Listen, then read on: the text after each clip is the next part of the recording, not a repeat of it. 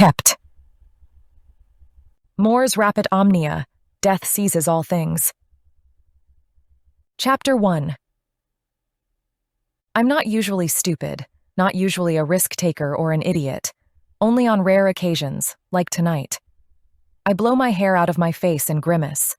I've had it up in a bun all day, covered in a little net, and my scalp itches from trapped sweat. My neck aches from the weight of it. Stray wisps are starting to escape and tickle my neck and cheeks as I strain to see where I'm going and try not to look as scared as I feel as I rush through the park. I know I can. I whisper under my breath, my mind filling in the blanks with train sounds, choo-choo, as I force myself to keep to a brisk walk and not a dead run. As crazy as it sounds, I feel like I'm being followed, hunted. I knew I should have taken a taxi, probably going to be murdered because I wanted to save a few bucks. Stupid. You are being a stupid, weak girl. I huff as I scurry along the uneven path, reminding myself that even if I am not being chased by some monster from my imagination, I still need to be fast, just not panicky, ridiculously fast, if I want to catch the 8 p.m. bus home. And if I run, I might twist an ankle. The ground is uneven, and I can't see all that well in the dark. I usually don't catch this bus.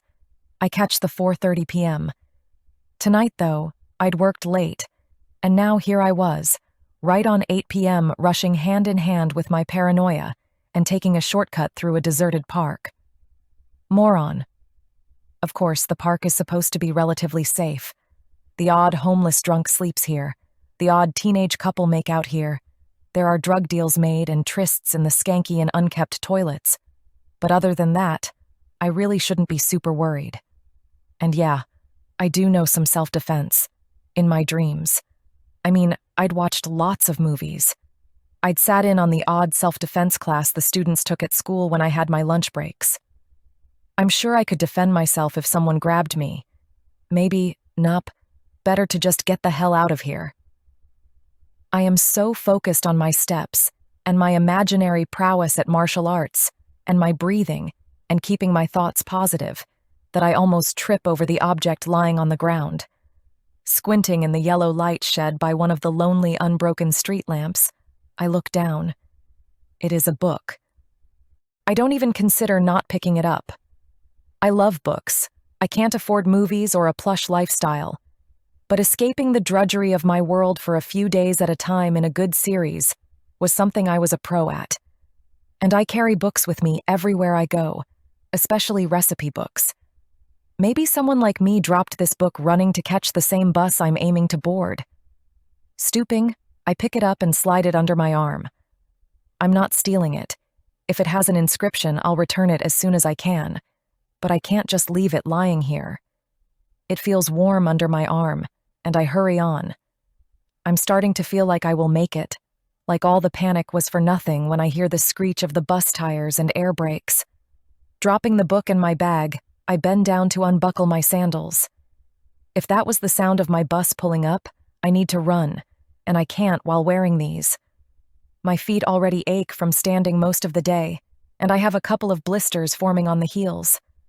Normally, we wear closed-toe joggers at work to prevent slipping on the tiles if we were to spill liquids or ingredients. But my shoes had died the week before, and I am down to just one pair of summer sandals. Hopefully, when I get paid next fortnight, I can get a new pair of joggers. But that doesn't help me now. Oh, fuck. Don't leave me here, bus. Don't leave me here. I throw my sandals into my bag, grab the book, and take off. The hairs on the back of my neck prick, and the panic rises in my chest as it always does when I'm running in the dark, just like when I was a child. My overactive imagination conjures up all manner of creatures pursuing me. It occurs to me that barefoot, I could also possibly tread on a used syringe and end up with AIDS or hepatitis or something.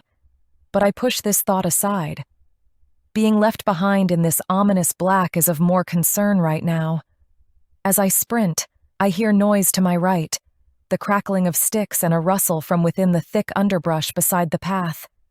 Shrieking, I almost trip over in fright, just as I'm joined on my left by a laughing group of youths wearing their college colors, racing across the grassed area and egging each other on.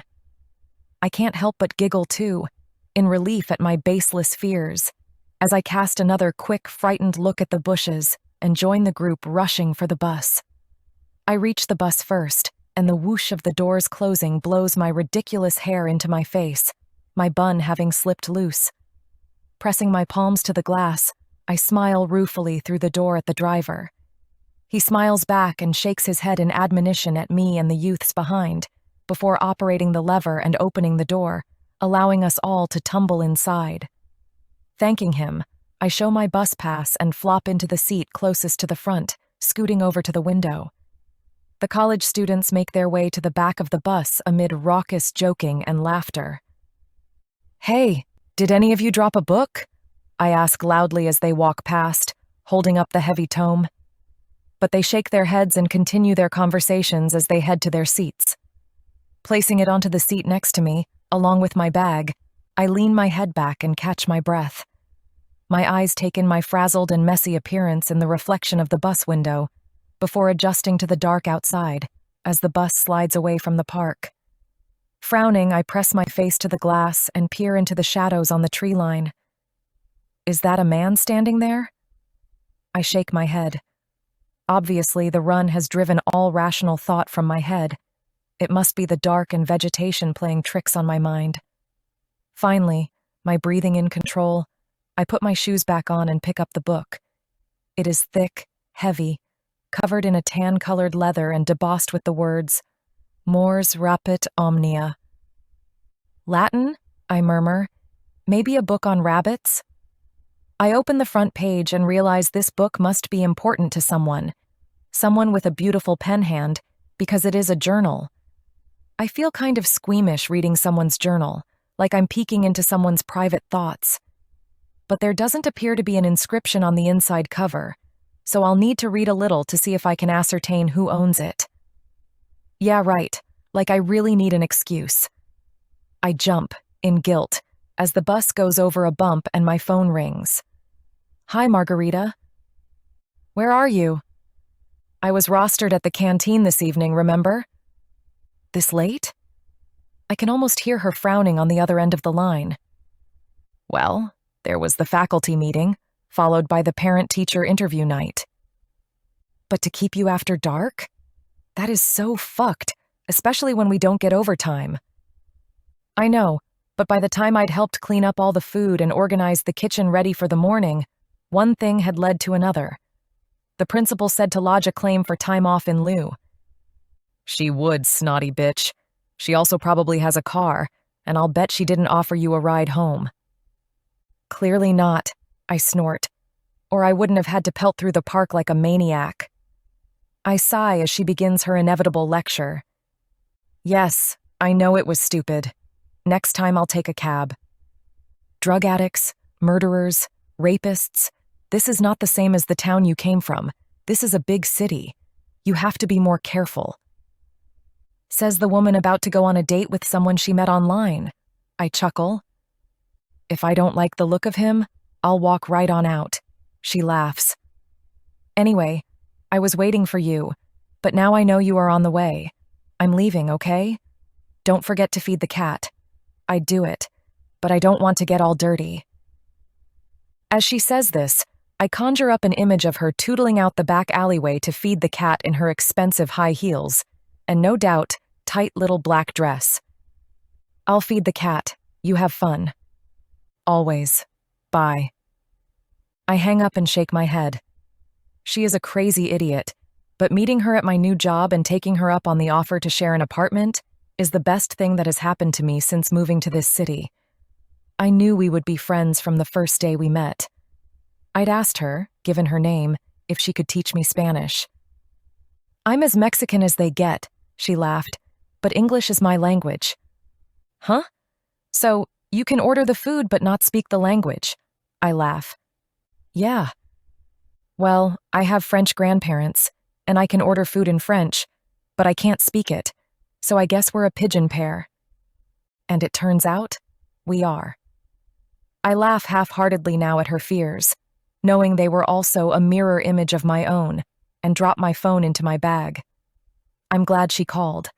I'd forgotten she was going on a date tonight, and it was my responsibility to feed the cat when I put the garbage out. The bus pulls up to my stop. I slip the book back under my arm and, wishing the driver a good night, jump out and take the 3 steps to my apartment entrance. The lift isn't working, as per usual, but that doesn't matter to me. Margarita and I are on the ground floor. This is a blessed relief tonight for my poor blistered feet, which are now screaming at me to release them from the sandal torture devices I have them strapped in. I take them off as soon as I walk in the door and slip on furry slippers. They will get dirty when I go out the back into the alley, but I have no choice.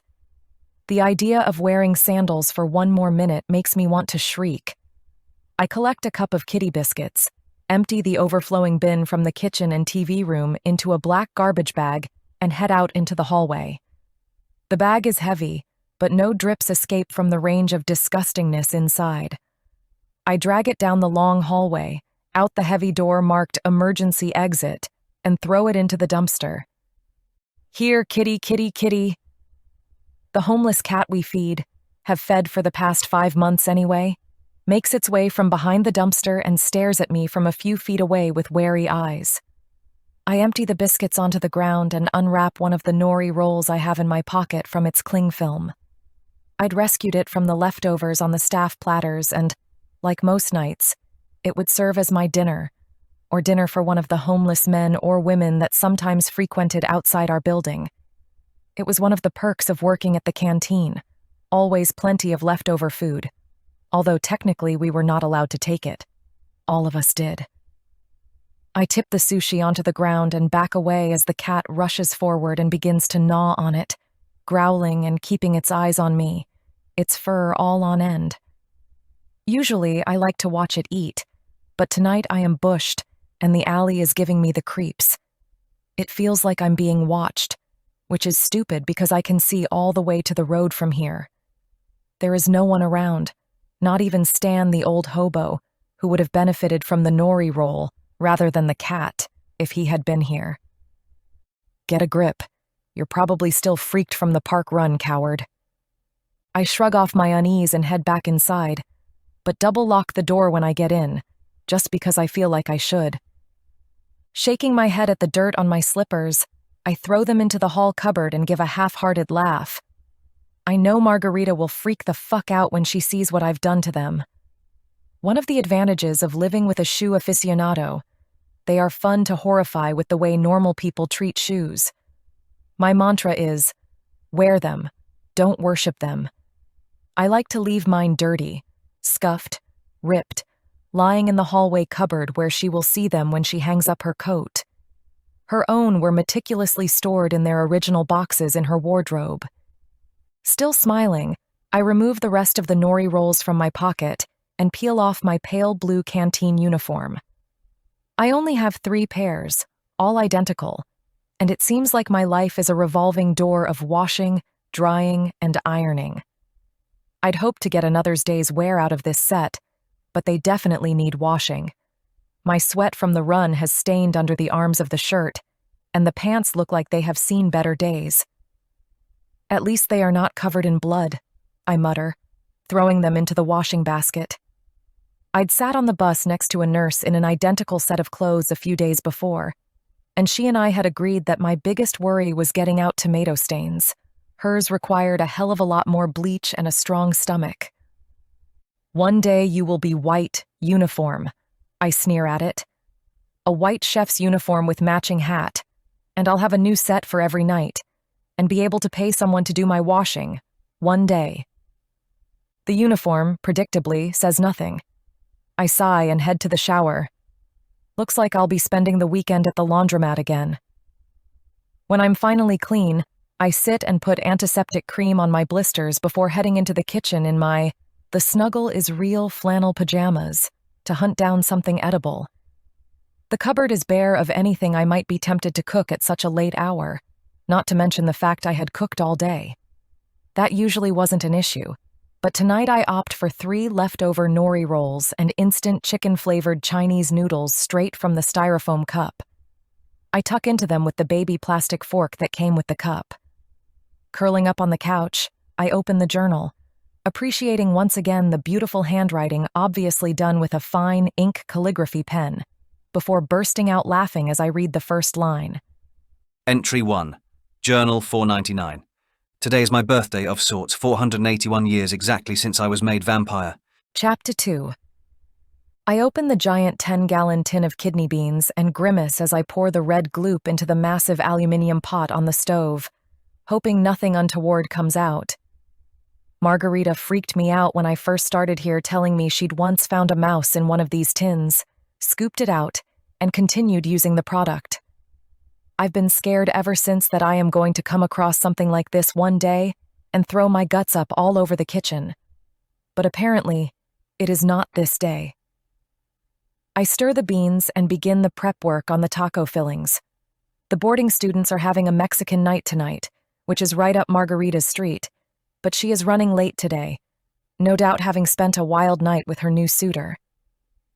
As I slice the lettuce into thin little strips, I think about the book I found last night.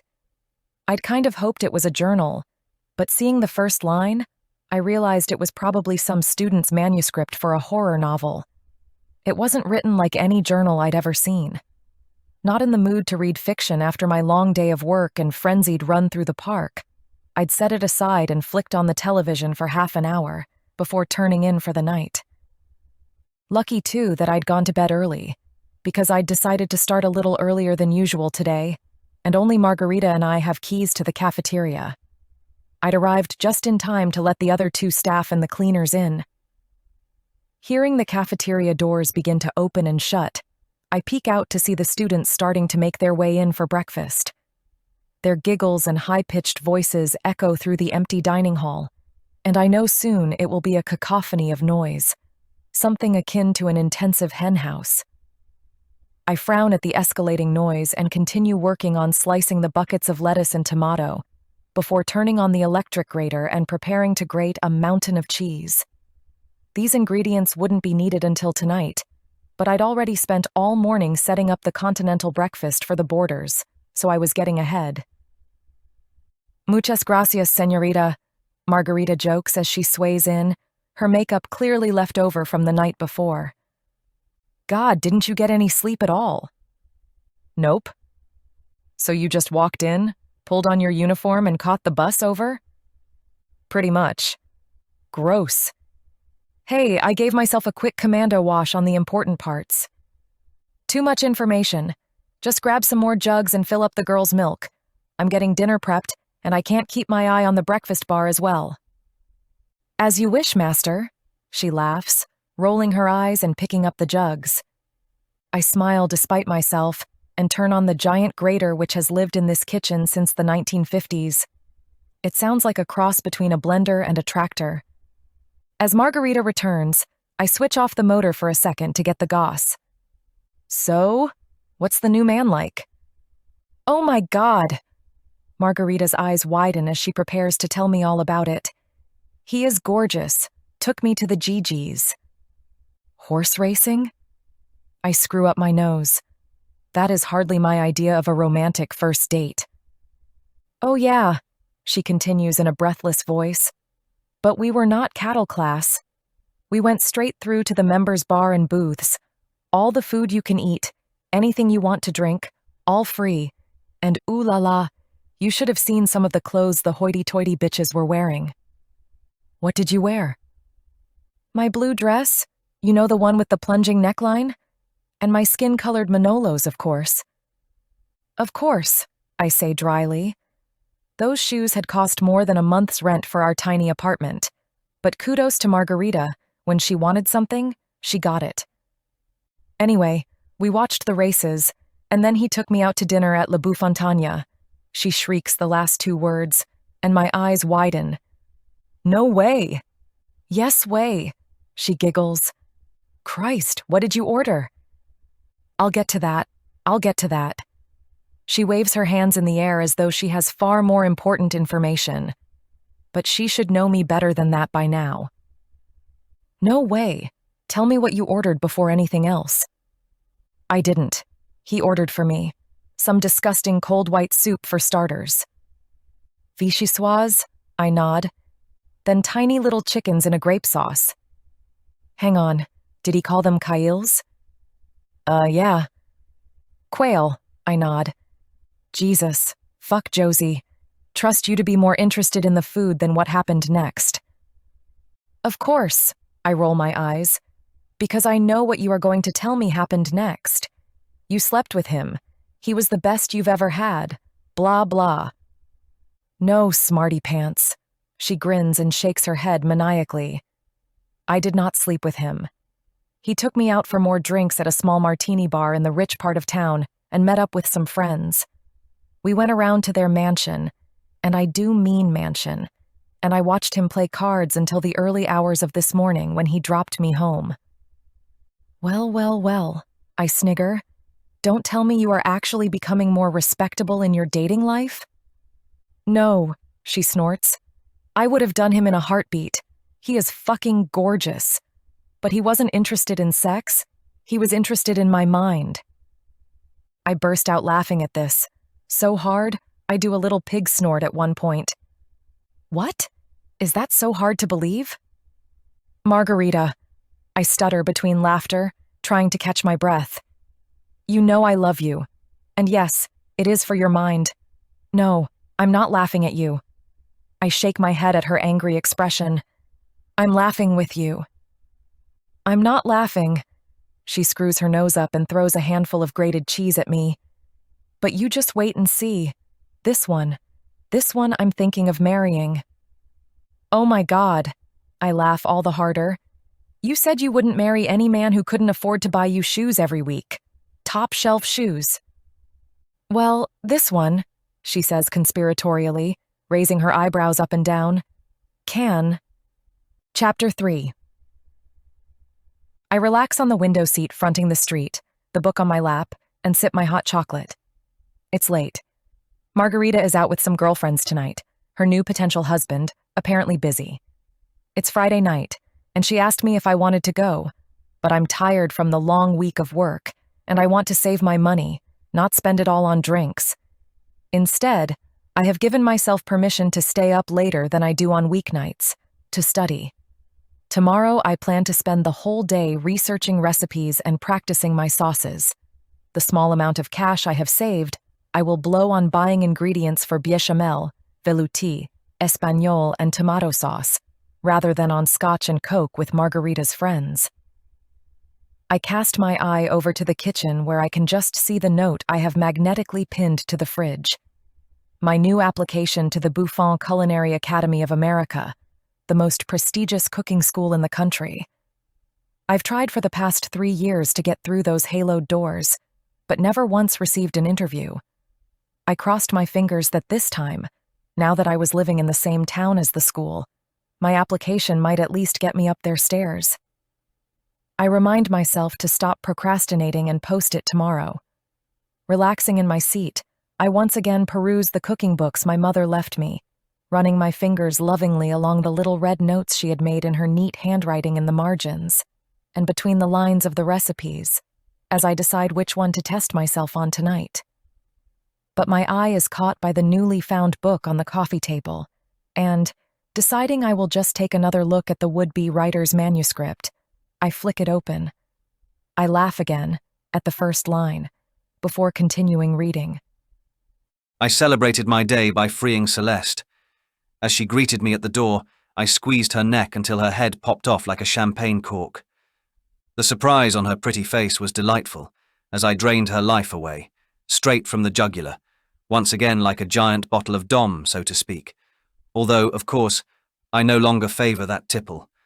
Of late, there are some cheaper champagnes that I believe taste better, and unlike some, I have no compunction in drinking a brand that is not de rigueur.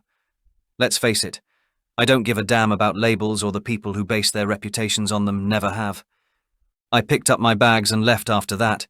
She had packed them as I ordered, and I sit now, on my jet, updating this foolish journal and preparing to breathe the country air of my estate.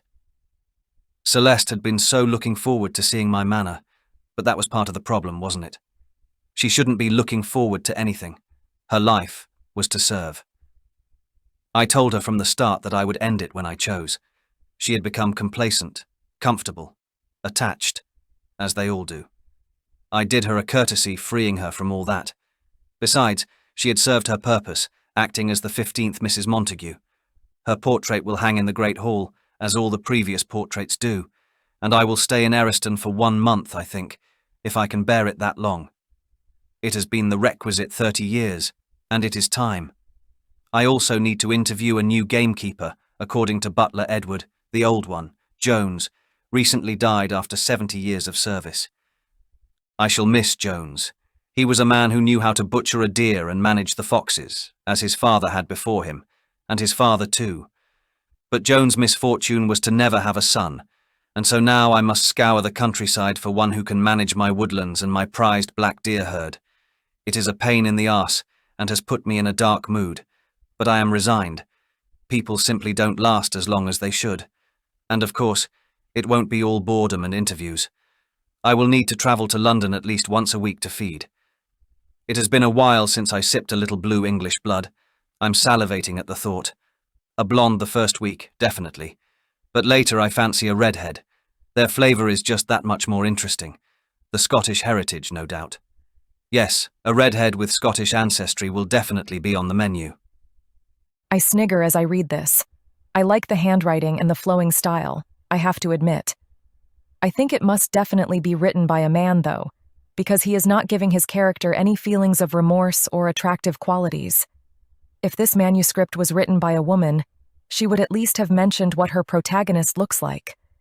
Also, if they really wanted to write this as though it was a journal, surely it should have dates or days at the top of each page.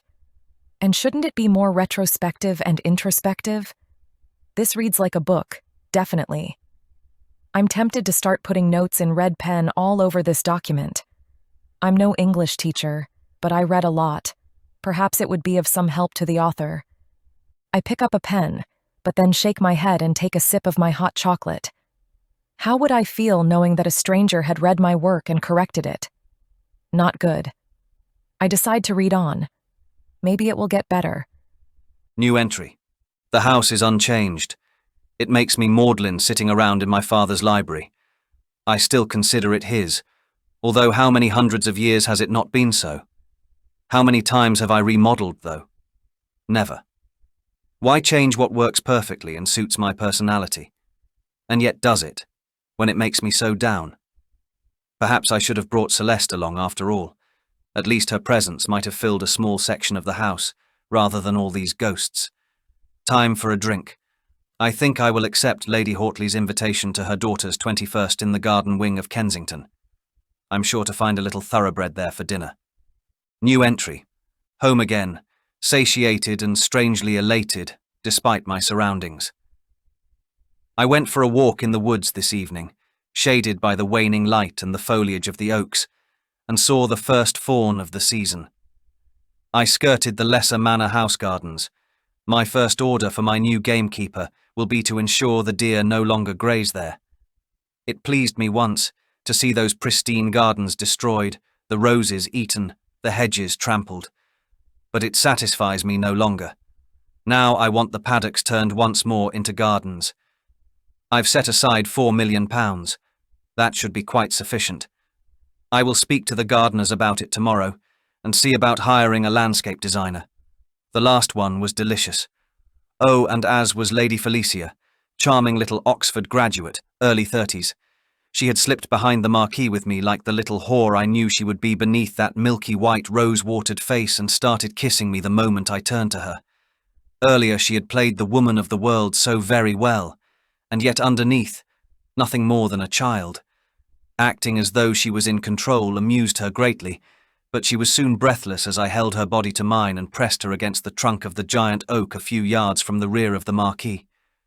Her body she offered without hesitation, and her heart too, I knew would be mine for the taking after just a few kisses. And it was. I ripped it from her chest as she moaned and squirmed against me with such little effort it was ridiculous. I would record our conversation verbatim for posterity, as is my wont in my journals, but there really wasn't any. I drained the last of her hot blood from the vessel as it frantically gave its last few pumps in my hand before dropping it aside and sipping the rest from the cavity the organ had revealed. Delicious, with just a hint of Bombay sapphire. I stop reading and look up as I hear the key in the lock and turn to see Margarita come in. The clock says barely 11:30 p.m., far too early for my little night owl friend, and I see immediately she has been crying. "Hey!" I rise and throw the book aside, losing my place but not caring. "What happened? What's wrong?" "I saw something horrible. Horrible but funny. But horrible anyway." "What?" I drag her in and sit her on the couch. Her hands are shaking, and she is half laughing, half crying, obviously in shock. "We were leaving the Denzin nightclub. You know, the one at the bottom of that high-class hotel? The Futura. And as we stood on the sidewalk waiting for a taxi, it just fell at our feet." "What?" "A head, and then a body. Well, that is what it looked like. But I told the cops, and they said it was just the way she had fallen, that her head would have come off when she landed. They said it was common with jumpers. But it didn't, Josie. It arrived first." "Did the others see it too?" "No, they were too busy laughing and falling over one another about some guy Rita had tried to pick up. They were all facing towards the taxi as it pulled up, but I was looking the other way." "Why?" I can't help but ask. Margarita is usually right where everyone else is, more of a friendly follower than a leader. "I saw someone walk by with the most gorgeous diamante heels. And then, the head." "And the police wouldn't believe you at all?" "No, they obviously knew I'd been drinking, so," she hiccups. "They were more interested in moving us along, cordoning off the area and stopping people filming with their phones." "Who the fuck would film something like that?" "Are you crazy? It will be on every channel tonight. Someone will get paid big bickies for their film." "I don't get it." "It was Lady Boston." "Who was?" "The head, the body, it was Lady Boston." Holy shit. Why would she jump from a building? She practically owns this town. Her face is on every bloody billboard. Your home is your castle. Get a royal price for it with the queen of real estate, Lady Boston. I rattle off her slogans seen nightly on television. "I know," Margarita says, shaking her head as though she still couldn't believe what she saw. I lean forward and turn on the television, keen to see if Margarita is correct, and the first thing we see is a live report from the scene. There is no mistaking that head.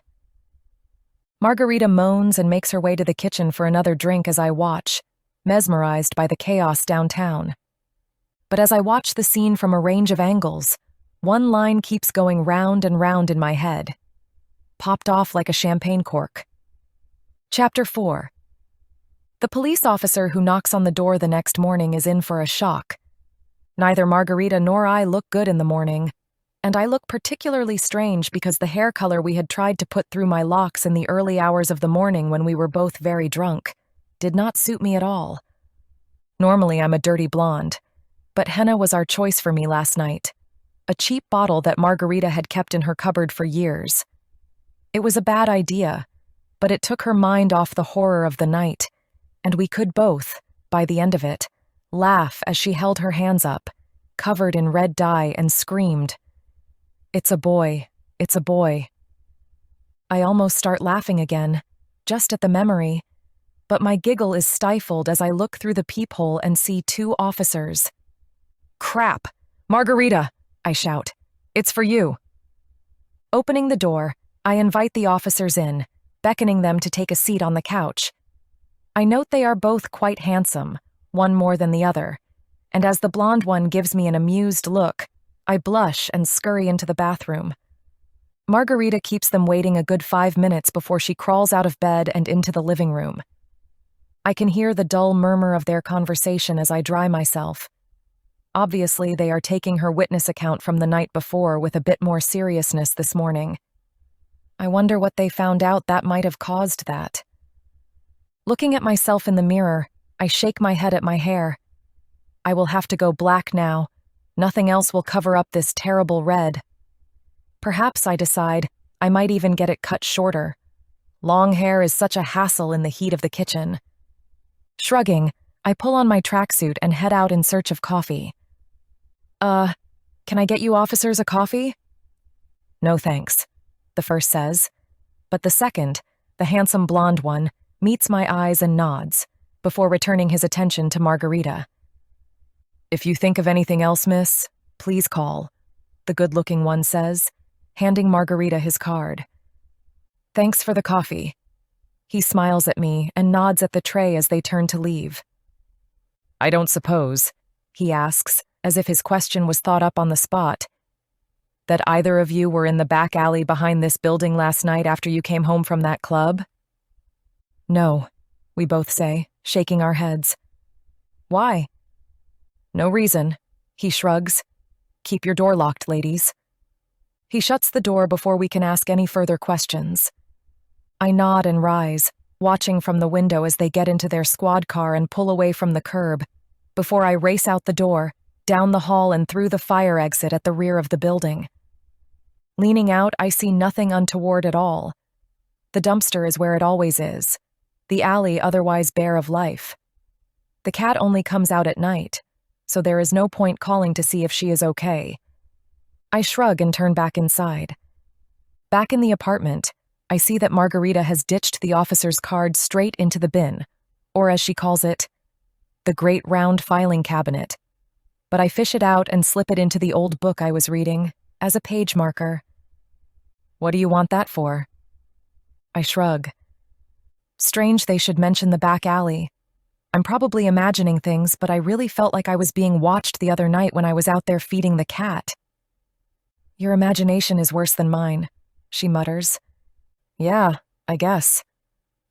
What are you planning to do today?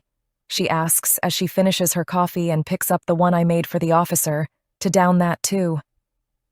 Laundry and then sauce. Are you still trying to master the perfect bechamel?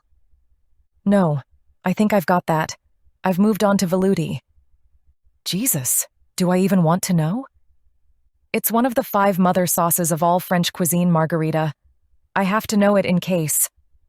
I trail off. I don't want to jinx myself about getting an interview by mentioning it, but I know it is too late. I've gone and done just that. Tell me you haven't applied to Madame Buffon's again. I have. I sniff and walk into the kitchen, determined not to listen to the lecture I know is coming. Josephine, she sighs, following me into the kitchen. Every time you apply, and they don't offer you an interview, you fall into a deep, dark hole of depression for a week or more. Don't do it to yourself, girl. I have to. I frown as wash the coffee cups. It's my dream. Yeah, well, I think you should dream bigger. Dream of marrying a billionaire and hiring your own French chef and never having to burn yourself again or scream in frustration over a bloody sauce that won't do what you want it to do. I will master the velouté today, I smile, hugging her briefly before walking to my room to collect the laundry. And who knows, one day I might be the chef you hire. She snorts as I return to pick up the manuscript and place it precariously on top of the laundry for the short walk down the road to the laundromat. May as well have something to read while I wait. New entry. The gardener says 4 million will not even cover re-establishing the walls, let alone the ponds and rills. He suggests I need to hire a landscape designer familiar with estates of this age and size to re-establish the entire park to the way it historically looked. And a landscape designer of this caliber will charge at least £1 million just for a design. Gerald called today. He is most put out that I killed Celeste. His somber tone was almost laughable, and I told him so. Gerald, I'd kept her for the required number of years. You've known me long enough to know I don't get attached to them. Yes, but her paintings. She was such a prodigious talent. Her last exhibition sold out before the paintings were even on the walls.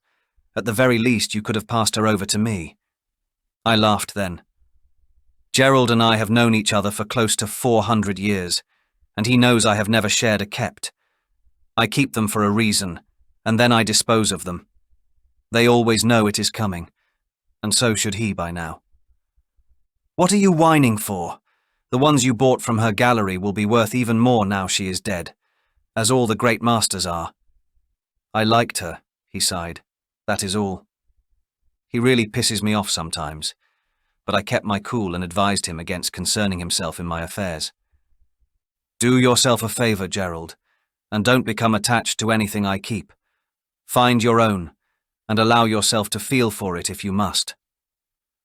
I have not had one I truly cared for in centuries, he said, but you are right. I do need another. I've been looking, actually. I've joined Tinder. You really should give it a whirl, old man. It is like having your meals delivered to you.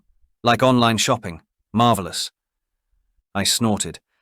Until the police put together their social media history and realize all these women have something in common, you were the last thing they saw. Not at all, he chuckled. I'm not eating them. I'm interviewing them. For God's sake, what do you mean? I need to find myself a different type. The last one became so tiresome after such a short period of time. This time I've decided to head down market a bit, get a playful one that I can teach to enjoy the finer things in life, find one that will enjoy a short high life. She will taste appalling, McDonald's and cheap liquor. No, I shall train a new Epicurean. I laughed. That's the spirit. Have your fun, then get rid of it and get a new one. You know, Gerald, she was quite happy right before I killed her, Celeste. I kept her very contented. And as the bard once wrote, how oft when men are at the point of death, have they been merry, which their keepers call lightning before death. Gerald wasn't in the mood. Don't quote the bard to me, that waste of space, drunkard. You knew him as well as I did, and we both know you wrote most of his work. It is simply conceited to quote it. And yes, you kept her happy. But still, Celeste. Goodbye, Gerald. Wait, how long do you intend staying in that godforsaken vault you call a family estate? I usually stay a month. Put up the deceased wife's portrait. Solidify myself as the new lord of the manor. Go to a few parties. Maybe even sit in Parliament if I feel like it. Then disappear before the mould and rot set in. I honestly don't know how you get away with it. Because people are idiots and memories are short. He snorted then and hung up. I think that is why I like Gerald. He doesn't take anything too seriously, including me. But the conversation did get me to thinking that I might have to stay a little longer this time. Although in the past it has been easy to convince the locals that I am the prodigal son returned to claim his heritage, technology is catching up with me. Soon I imagine I will not be able to convince subsequent generations of the truth of the revolving door of dead wives and only sons who look remarkably like their late fathers. But it has worked so far, hundreds of years, hundreds.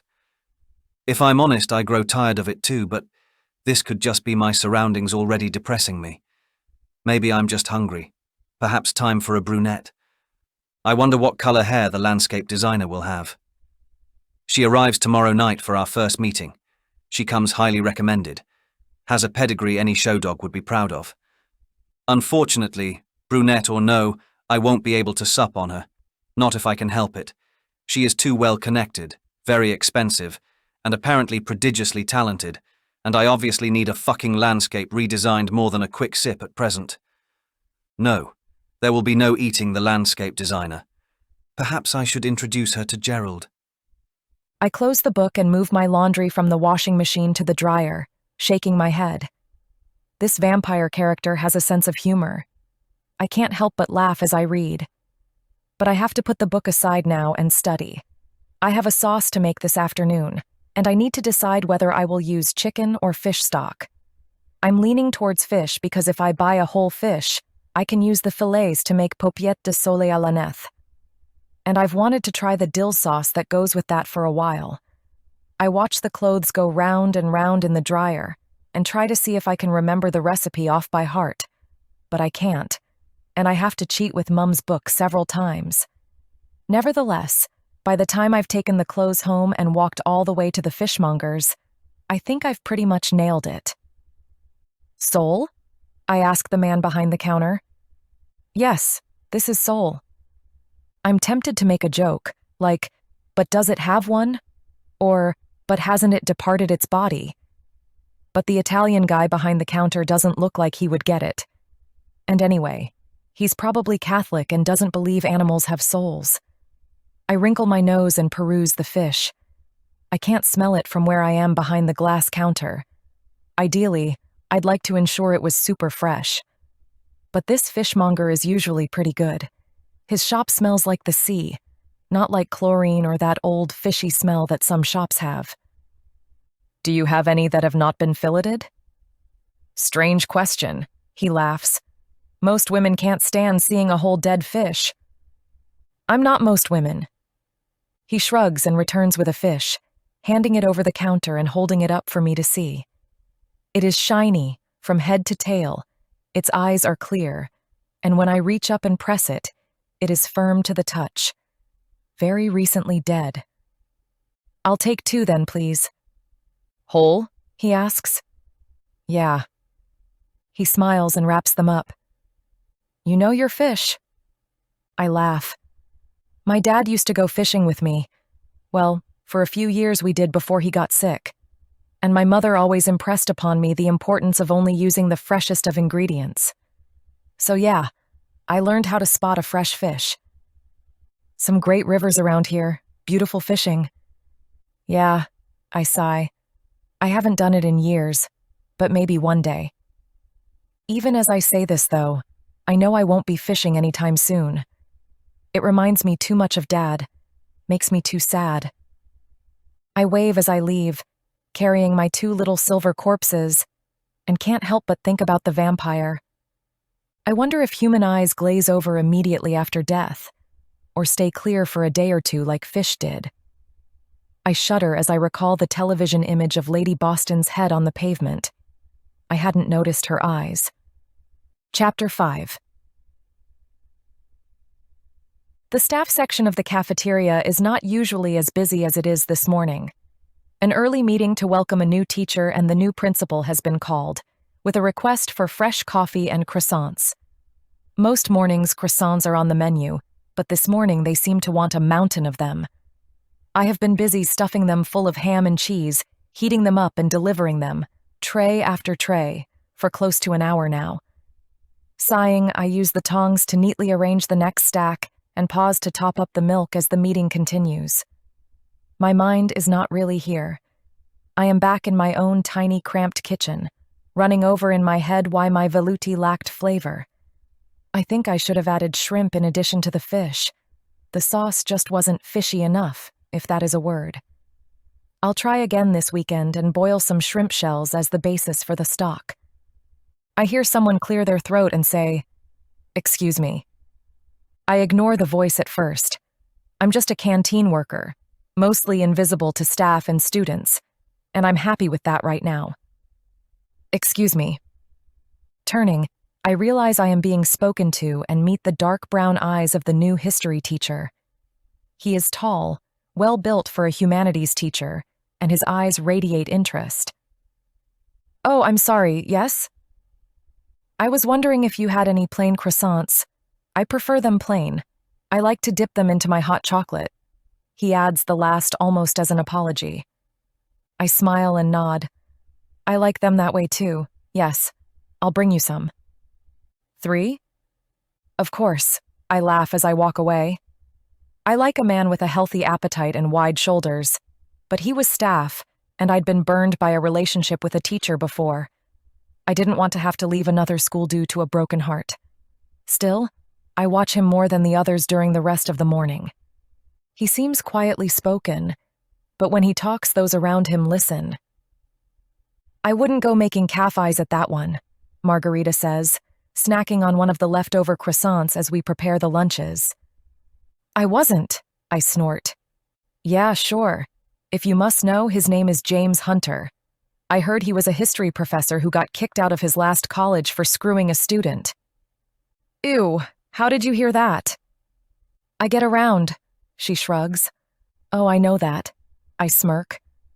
She punches me on the arm playfully as the teachers begin leaving the cafeteria, their meeting and welcome over, but the new teacher lingers.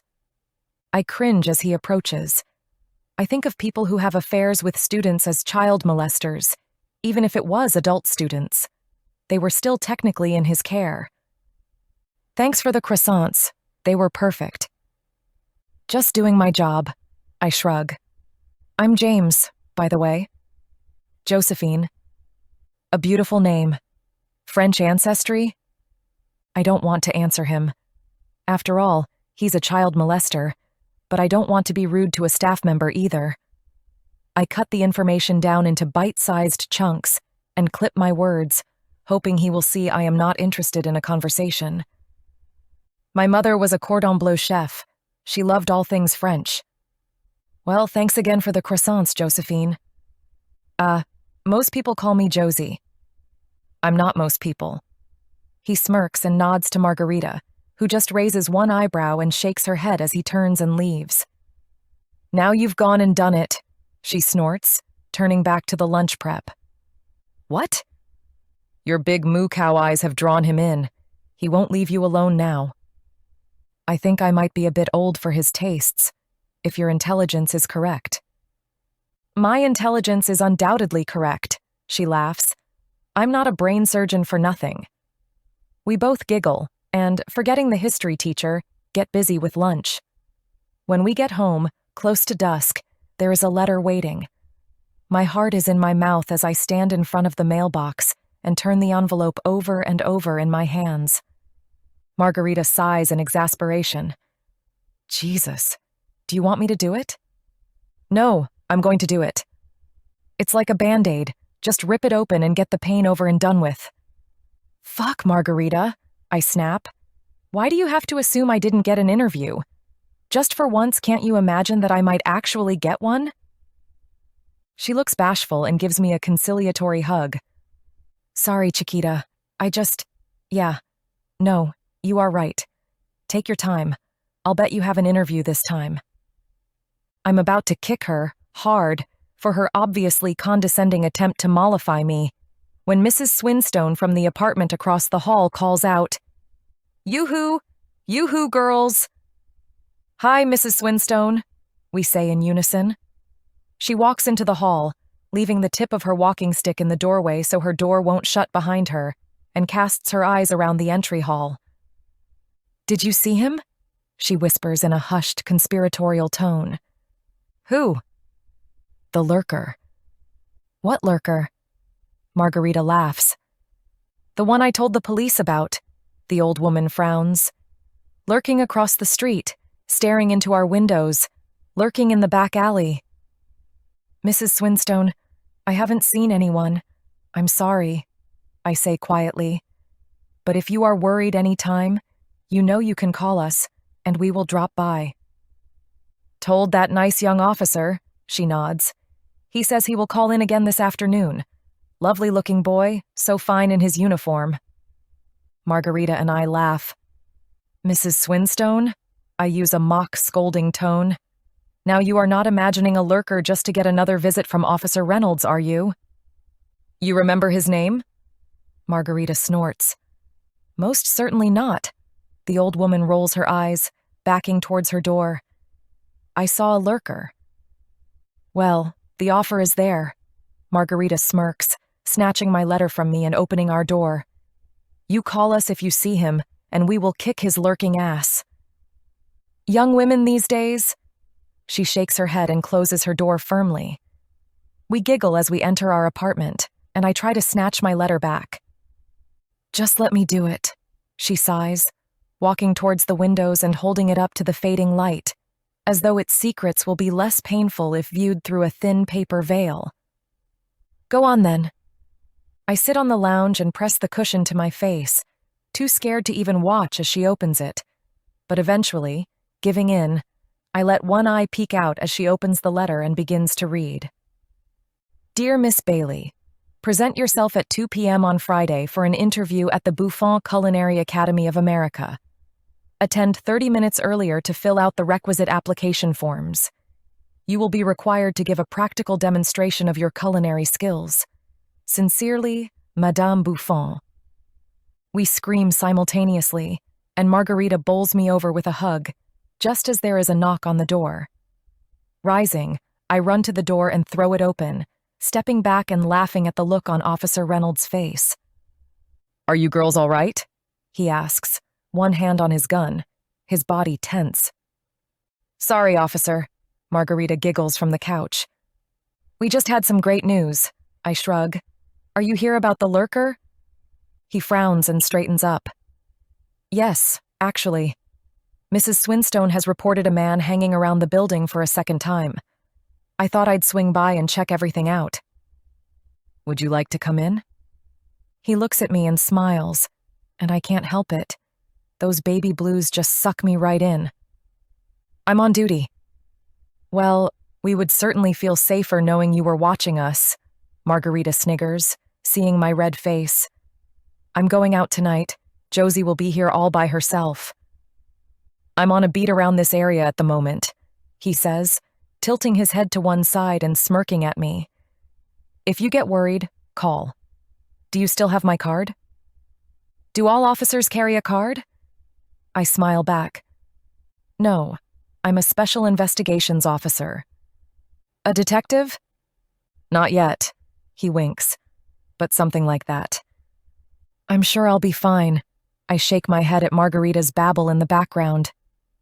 "She's going to be cooking," she says, coming up to stand beside me at the door.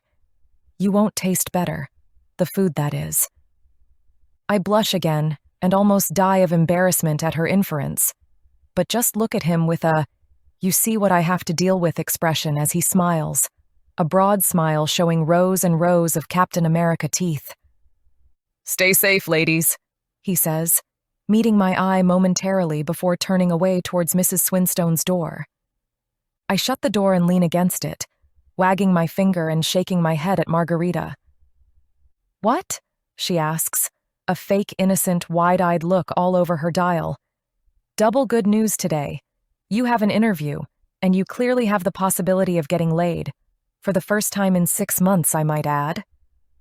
"You are incorrigible," I laugh, turning towards the kitchen, my smile so wide I can barely contain my happiness inside my face. "I will spend the evening practicing my sauces, and then move on to one entree, one main, and one dessert. I need meals that will showcase my skills to ensure I am prepared for whatever the interviewers want me to cook. This week, I intend to blow the budget on ingredients and practice every night. New shoes will have to wait. Culinary school, here I come." Chapter 6. I smooth down my skirt and hair nervously for the 100th time as I stand and follow the woman down the long black and white tiled hallway. It's lined with pictures of famous chefs in their uniforms, their faces serious, proud. It is 4:45 p.m. I've been waiting since 1:30 p.m. in a cold, austere room. The longer I waited, the more positive I'd become that this was a mistake. I didn't belong here. I wasn't good enough. All the faces down the hallway seem to be telling me the same thing. After what seems like an eternity, we come to one of at least 100 wooden doors that all look the same to me, and she opens it and beckons me inside, closing it firmly behind me. Straight away, I start to feel my nervousness ratchet up 1,000,000%. Facing me is a long, highly polished timber table and 6 people. They face a lone, hard-backed timber chair sitting in the center of the room, a chair I suddenly very much do not wish to sit in. "Please sit," a perfectly groomed older woman says, before looking down at papers before her. I have to assume, given how she looks, that this is Madame Buffon. I give a fake smile and sit, ensuring my skirt is covering my knees and my feet are together. I balance my references in their neat black folder on my lap and fold my hands across it to stop their trembling. It seems like an interminable wait. All I can hear, once again, is the tick, tick, tick of a clock somewhere as I wait for them to address me. Time and again, one of them looks up, frowns and looks back down, each time saying nothing. I take the time to study them. 3 men, 3 women. The woman who initially spoke to me seems to be, at least to me, the powerful one. She sits in the middle, her pale blonde hair pulled back into a tight chignon. Her nose is long and perfectly straight, and her high-tanned cheekbones are evident even from where I sit. She looks like I imagine an aristocrat would look, And if she is Madame Buffon, I guess she is an aristocrat, at least in the cooking world. She owns the most expensive and best restaurant in town and heads this academy. The others also look proud, haughty, bored, as though even being here interviewing people is beneath them. I'm tempted to get up and leave. I'm proud too. I don't like being treated like a naughty and unwanted child, but that is how I feel as I sit here, miserable, waiting for them to address me. Finally, the aristocrat looks up. You have applied. How many times to this establishment, Miss Bailey? 4, including this time. Yes, I see you apply every year since you left school. Yes, it's always been my dream to... She cuts me off. And during the interim, how have you employed your time? I work at a private boarding school for girls, in their canteen. Indeed. She frowns at me as a couple of the other board members tisk, and shake their heads. You do realize, do you not, Miss Bailey, that this school is the most prestigious culinary establishment of its kind in the country? I do. And you believe, having worked in a canteen, that you are of the caliber of students we desire? My mom was a cordon bleu chef. I am not interviewing your mother, Miss Bailey. I know. I just wanted you to know. I want to follow in her footsteps. I've always wanted... She cuts me off again. What you want and what this establishment want are two very different things, I would suggest, Miss Bailey. Tell me, another of the panel members asks quietly, a man way down the end of the line. Have you trained at all in French cuisine? Of course, I nod. Where? No, I've been using my mother's recipes and cookbooks to practice dishes. Once again, I don't get to finish what I intended to say. Dear me, the aristocrat laughs. Perhaps we should interview your mother. By all means, bring her in. They all titter at her joke, as I frown and twist my fingers together. Looking down, I see they are white, as I'm sure my face is too. My mother is dead. She died when I was 9. I remember her cooking for my father and I, cooking with me. When I eat from her recipes, it's like she's still with me.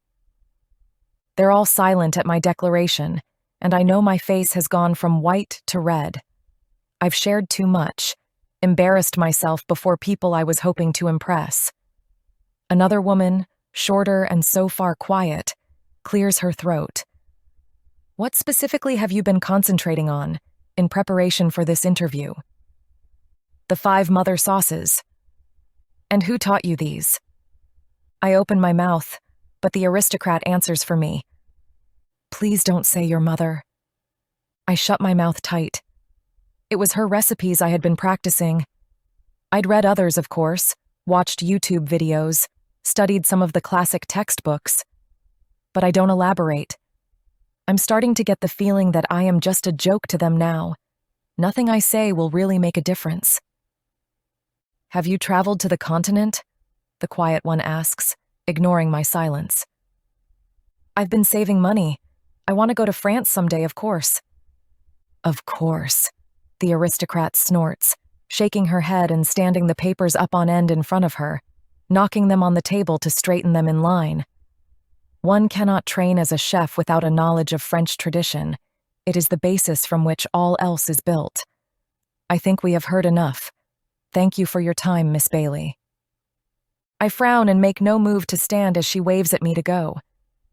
But I didn't get to cook for you. I thought the interview included, the letter said the interview included, a practical demonstration of my culinary skills. Yes, the man at the end frowns, but we don't think that is necessary at this time. I have a million questions and a lot of swear words milling around in my brain. So, did I fucking get in or not? Did I even stand a chance? When will I know? Why don't you like me? Why am I not good enough? But I don't say or ask any of them. My throat feels like a whole frog has lodged in it, and the tears are close. Tears of frustration, anger, self-pity, self-loathing. They are all about to spill out, and I want to get the fuck out of this building before that happens. I rise and hurry out without a backward glance. "Oh, and Miss Bailey," the aristocrat says to my back, just as I reach the door.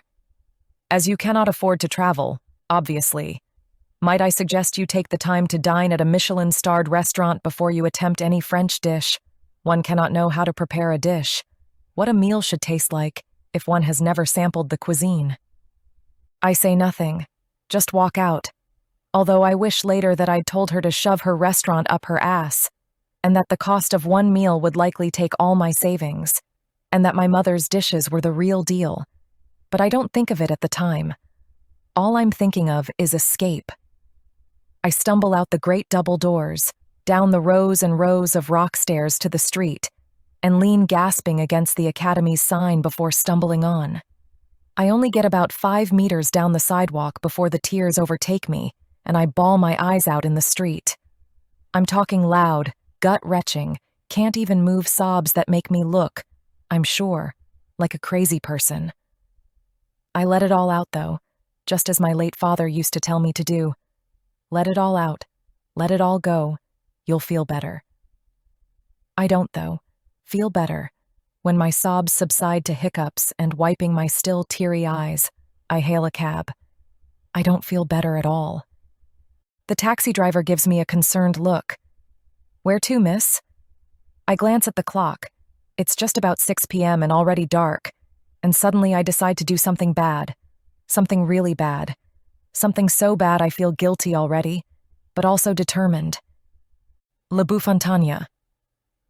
10 minutes later, I sit at the restaurant in the best corner table feeling underdressed but resolute. I'm all cried out, and I feel hollow inside.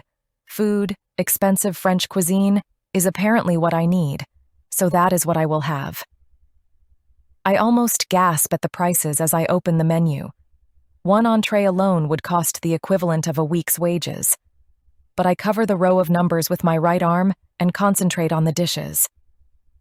This restaurant is usually booked up 6 months in advance, but I'd taken a punt that the newly widowed Mr. Boston would be a regular here and would be dining alone tonight, or at least have booked a table for himself and his mistress for a little later when it was fashionable for the elite rich to eat. And I had a hunch that if I said I was his date, I could get in, eat, and get out before he arrived. I'm not good at lying, generally, and if the reservation clerk with the heavy French accent had known me, he would have seen through me straight away. But he didn't know me, and I was quite resolutely polite. So far, so good. Making my mind up, I signal for the waiter, who is just a few steps away.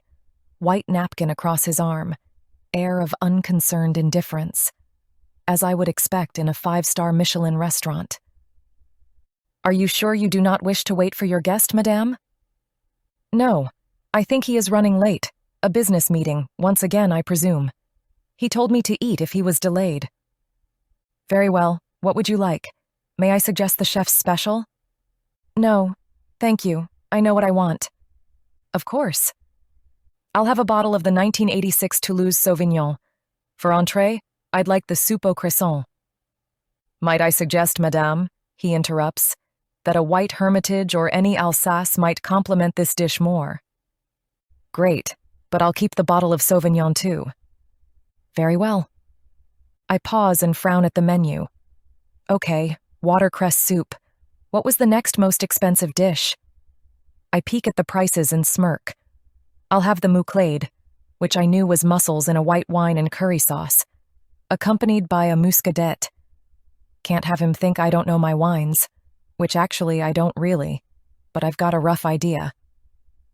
And the coquille Saint-Jacques au safran, a dish I'd made myself the week before in preparation for my interview.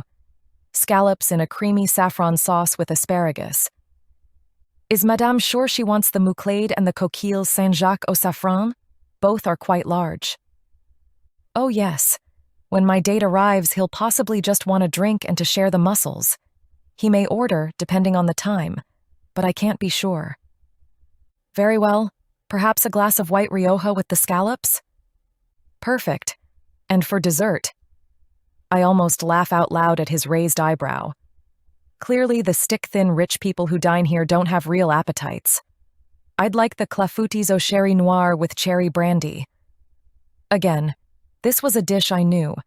It was essentially a thick cherry-battered pie, but creamy and light if done properly. I hadn't managed to master it yet. It seemed quite dense each time I'd tried. He nods and leaves to get my wine, returning a few moments later and pouring it with a flourish. I note he doesn't leave the bottle, because he intends to stand near my right shoulder, holding the bottle while I eat, topping it up without me needing to ask. I feel slightly uncomfortable with this level of service, and I know it shows because he is surprised when I make conversation with him. Can you tell me who painted that? I point to a large oil painting on a nearby wall. It's really beautiful. It's a still life of a woman reading a book in a tranquil rural setting, and yet there is something dark and haunting about the image too. Something in her face, or in the way the trees on the fringes shade the pond. I can't quite decide what it is that draws me and repels me at the same time. The signature is not quite clear from where I stand. It looks like a big C inside a B. It is a Celeste Birmingham oil, I believe, madam. I frown. That name rings a bell, but I can't put my finger on it, especially not after a glass of wine on an empty stomach and a cried-out brain. Well, it is lovely. I say nothing more to him as the dishes arrive in order, and I begin my gastronomical revenge upon the aristocrat. I've ordered the most expensive food, I'm sitting at the best table, and I have absolutely no intention of paying for a dime of it. I know if I'm caught, I'll be arrested. And yet, I'm determined that I will get away with this. As the evening wanes on, I eat fast to ensure I'm not at the table when the ubiquitous Mr. Boston does turn up. I'm not sure if it is the danger or the thrill of doing something so wholly out of character and terribly illegal, or the amount of alcohol I'm consuming, but something makes the first few dishes taste more amazing than I could have imagined, and the later dishes less so. The mussels are delicious, so delicate, so wonderfully fragrant. I've never tasted anything like it in my life. But the cherry pie is exactly as I made it, dense. And the scallops are melt in your mouth, and yet I think mine were slightly better. My mother's notes in the margins of her cookbook said to add a teaspoon of dry vermouth, which I did, and I think this dish lacks that depth of flavor. Fuck you, Madame Buffon, I whisper into my third glass of wine. Fuck you, fuck you, fuck you. Is everything all right, madame? Yes, thank you. I bite my lip. I'd forgotten about the waiter. If you wouldn't mind, I'd like you to direct me to the powder room. Of course, it's this way. He pulls out my chair for me and guides me down the hall. But I wait until his back is turned and walk straight back the way we have come, and out the front door. Once clear of the valet parking, I turn hard right and walk away down the footpath briskly. When I am out of the light, I take off my shoes and run. I'm laughing as I run, and crying.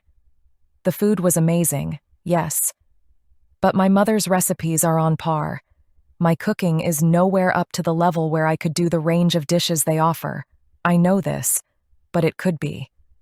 The difference is, I am not of the same class as them. That was so very evident at the restaurant. Their prices, their clientele. No wonder the interviewers wouldn't even look me in the face at the Buffon Academy. What an idiot I was to even consider. I was good enough to scrub their floors, let alone study there. I pause for breath and lean against the stone wall of a house. Its security lights turn on, but I don't care. Opening my resume, I pull out the interview letter and screw it up into a tight ball, sniffing as I hurl it onto the road. You suck, Madame Buffon's Culinary Academy of America, I say between new sobs. You suck a big one. And I just ate $900 worth of your food, and now I'm a criminal. So I guess you were right about me. I'm not good enough. Rising, I continue on, shoulders down, wallowing in my own self-pity for several more blocks, until I realize I am hopelessly lost. As I stop and look around, I hear other footsteps, which seem to abruptly stop. Frowning, I walk a few steps forward, and they start again. I stop. They stop. Is someone following me? Oh shit. I can't see anyone around, but these wealthy suburbs all have high fences separating the houses from the road, and the streets are lined with big old trees. Essentially, I have nowhere to run for help if I am being followed. I pull out my phone, scared now, and dial Margarita, but go straight to voicemail. I knew she was on a date with Jerry, her rich new boyfriend, and probably had her phone off. But she is the only person I know in this city, so I thought I'd try.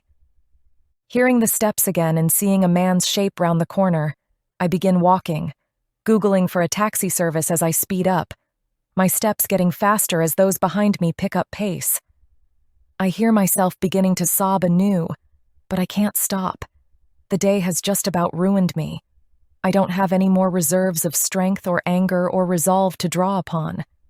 Too scared to look behind me, but knowing I have to. I look again and see a man dressed in black hoodie and dark pants heading towards me, now at a run. Gasping, I turn to cross the street, but trip over the curb and land, face down, hands scraped on the road. Scrambling to sit up, I scoot backwards on my ass, like a crab, as the man reaches me and leans down. "Hey, are you okay?" he asks, throwing his hood back and revealing a concerned face. "James? Josephine? Is that you?" "Oh God, James, I'm sorry. I thought I was being followed. I'm so embarrassed." "Here." He holds out his hands, and I take them, wincing in pain at the scrapes on them. I clearly have some small bitumen stones embedded in my skin. "You're hurt." He frowns down at my hands, holding them up to the moonlight to reveal blood just starting to bubble from the surface of the scrapes. "It's just a scrape, listen. Do you have your car around here?" "Car? I live here, just 3 houses down, actually." "Oh. I was just out for a jog. Do you need a lift home?" "Yes." We walk side by side the rest of the short way to his home. I feel like I should tell him why I am here, but I just can't be bothered, and he doesn't ask. He also doesn't ask if I want to come inside while he retrieves his keys, which I think is kind of strange, given that I've just told him I'd had a nasty shock, and given that my hands clearly need first aid. Nevertheless, I wait outside, passing my weight from foot to foot nervously, even though he only takes a few seconds to come back. As soon as he unlocks his car, I run around to the passenger side and slide into the seat with the eagerness of a retriever about to be taken for a walk. Chapter 7. "It's just coffee," he says again, pressing me. I'm busy tomorrow." This actually isn't true. It's my day off tomorrow, and I want to continue to wallow in self-pity, eat cheap food high in sugar and salt, and hide under my doona. But I was also frantically trying to think of a reason, any reason other than the real truth, as to why I don't want to have a coffee with James Hunter, overly friendly and increasingly attractive history teacher. "Is there some other reason?" he asks, shaking his head and trying to catch my eye. I nervously glance over the counter behind him, hoping the girls will start coming in soon for their lunch, but I am out of luck. It's just me and James and an empty cafeteria, just as it has been every afternoon since he had rescued me after my restaurant debacle. He pops in for an afternoon chat at exactly this time each day. "Look," I frown, "I've already told you I don't date staff. And, like I said, just coffee. I'd like to get to know you more, Josephine, that's all." "Aren't I a little too old for your tastes?" "What do you mean?" I take a deep breath and decide to pull no punches. I heard that you got fired from your last job for sleeping with students, and I hold up my hand to stall his rebuttal. I'm sorry, but to me that is just a line in the sand. I'm surprised and perplexed when he bursts out laughing. "Is that all?" "What do you mean, is that all? I just told you. I think that's gross. It's akin to pedophilia in my book." "No, I mean, is that the only reason you won't have coffee with me?" I shrug. I could tell him that I also have reason to believe I might start sleeping with a cop soon, but that wouldn't be quite true. I hadn't seen him since Mrs. Swinstone's lurker call, and that was a few weeks ago. Yes. Well then, if that's your only concern, I can safely assume we will have coffee Friday night. Huh? Josephine. I was fired because my area of study and beliefs didn't gel with those who held onto the funding purse strings at the illustrious campus I was so fortunate to have lectured at. What do you mean? I mean, as the teacher in occult studies and the supernatural, there was a concerted push to reduce my funding to a trickle and to increase funding to those areas deemed to be more in line with the thoughts of our Catholic dean and his newly elected board. That doesn't seem like grounds to be fired. I wasn't fired. I left. I'd rather teach history to high school girls and pursue my own interests after hours than argue day in and day out about the veracity of my studies. I see. So, what exactly does an occult lecturer teach? Were you showing them how to do witchcraft? Ah, he smirks. Are you telling me I have piqued your curiosity? I smirk back. I guess. So, I take it we have a date? Coffee. Coffee it is. Shall we meet at the Brown Sugar Bar, say 7 p.m.? I do a mental calculation. That gives me most of the day to wallow, and truth be told, it would be good for me to get out of the house. I was pretty lonely lately, now that Margarita was spending every hour outside work with her potential husband. Yes, I'll meet you there. Perfect. He winks and turns to leave, and I suddenly have a thought. Hey, have you lost a book recently? He turns back to me, his brow crinkled. No, not that I am aware of. Why? No reason. See you tomorrow night. I watch his back as he leaves. Surely it is too much of a coincidence that he was an occult professor, and I have found a book about a vampire? Perhaps he's embarrassed to admit he lost it? Shrugging, I set this aside and concentrate on prepping dinner for the boarders, my mind already on what I will wear tonight, when Margarita comes out of the cool room. I'm going on a date with the history teacher, I say lightly. He isn't a kitty fiddler after all. Jeesh, she puts her hands on her hips. Well, normally I'd say you are a fucking idiot, since you've mooned over that sports teacher that broke your heart for the past 6 months or more and swore you would never mix work and play again. But since you look like a bag lady and haven't left your bedroom lately, other than to come to work, I say go for it. Thanks, I say dryly, frowning at my reflection in one of the shiny stainless steel pots. Bag lady? I'm going to go out tomorrow morning and get a haircut, I announce as I take the proffered cabbages and begin feeding them into the slicer. I'm going short and dark. Sure are, she smirks. My hair. James isn't that short. He's shorter than Jerry, she sniffs as she begins to slice the tomatoes. James lives not far from La Bouffontaine. I shrug. So he might be equally as rich as your boyfriend. I don't think so, she frowns. Do you know what he gave me last night? Is this where you tell me something really kinky, and I throw up my lunch? No, she snorts. This. She pulls out a piece of paper from her uniform pocket and hands it to me. A check? Yeah, he wants to pay off our rent for a year. Margarita, you can't accept this. I know, she frowns. I thought you might say that. But you are tempted. Ah, duh, she rolls her eyes. Why? I leave the question hanging. She knows as well as I do that nothing in this world comes without strings. Once again, she shrugs. He says he doesn't want me worrying about money, or about my rent lapsing if he should take me away for a holiday or something. Take you away? Doesn't he realize you work?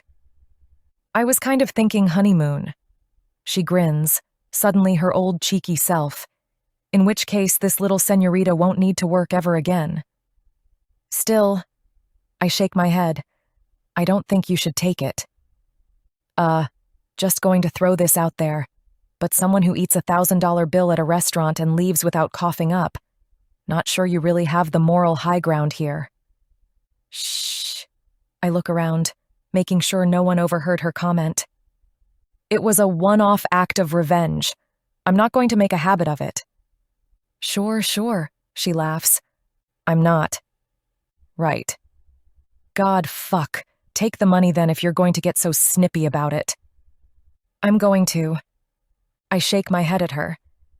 Even if you do, I'm going to keep putting the rent into the canister on the fridge, so it's there if anything goes to shit, and he wants his money back. Agreed, she nods. I'm going to spend my rent money on shoes. Seriously, I groan, turning back to the cabbage. How many pairs of shoes can one woman want? Wash your mouth out, she giggles. I laugh along with her. I can't stay mad at her for long, and she's my best friend. And if I'm honest, she is a little bit right about the whole restaurant thing. I am tempted to do it again. I'd even had dreams about driving to the next big city, where no one knew me, and eating at another fine establishment, just to see if the food was any better. Then again, I'd also had dreams about a menage with a certain blonde cop, a bloodthirsty vampire, and a history teacher, and there was no chance any of that was happening. New entry. The landscape designer is exactly how I like them.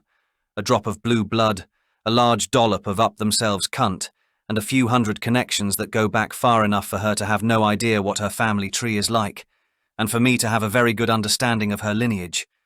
Her name is Lucy Burnshire, but unfortunately for her, she is one of the Lanesboroughs, a distant one. But still, it is high time I took out another little branch of that bastard's tree. I am quite sure that when Richard Lanesborough tried to stake me so many hundreds of years ago, he had no idea that he had made not only a mortal enemy, but an immortal one that would wreak its revenge upon his house every generation for time immemorial. But there you have it. I have a vengeful temper and a photographic memory. I make no apology for it. This evening Miss Burnshire perused the hall full of deceased Mrs. Montagues, with the air of someone who felt she would be the next. She could not be more wrong. I sense your style, she said breathlessly, turning to look me in the eye, her prodigious and no doubt fake, breasts filling out her twin-set cardigan perfectly. Really? I drawled. And what might that be? You have taste, real taste, the kind that can't be bought but is rather in the blood, she laughed. I laughed along with her. She had no idea how funny I found her words, but for exactly the wrong reasons. Of course, I had to keep telling myself not to bite her. I want very much to rip her throat out, especially given who she is. But I won't, not until I have the garden I desire. At least a year, perhaps 2, she said quietly, looking out the nearby wall-length windows to the park beyond. You have let the grounds fall into such a state of disrepair. It will take me 6 months just to get the soil level, let alone begin the plantings and the reinstatement of the ponds, streams and fountains. I shrugged. Just get it done. Your plans seem satisfactory. Money is, obviously, she turned to me and smiled, no object. On the contrary, I raised my eyebrow at her, money is an object to be spent and enjoyed. I will wish you to give me monthly spend projections. Managing an estate of this size is not inexpensive, and I do not have an inexhaustible supply. Of course, Lord Montague, she smiled, and this time I noticed she had a tiny, almost imperceptible chip out of one of her teeth on the bottom row. I always notice the flaws in people's faces. I really wish I didn't, but I have done it ever since I was a child. Now, every time she smiles, I will see that fucking tooth. It makes me want to kill her even more. Lucky for her I was full of blood tonight. Still, I think I should limit my meetings with her, at least until the bulk of the garden is done, because my resolve might weaken, and she might end up buried in the backyard, and one can't have that. I close the book and shake my head, smirking. I notice the flaws in people's faces too. Always have. But more than that, I notice straight away if people like me or not. Margarita says I imagine it, but I don't. I can tell what someone thinks about me the moment I meet them. James, for instance, his eyes said they liked me. He was interested in me for some reason. Not sexual. Something else. It was part of the reason I'd agreed to this date.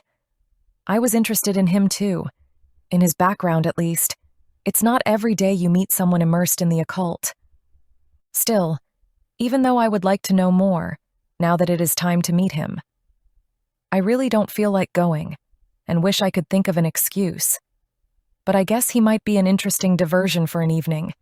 And I do have my new haircut and color to show off, so there is that too.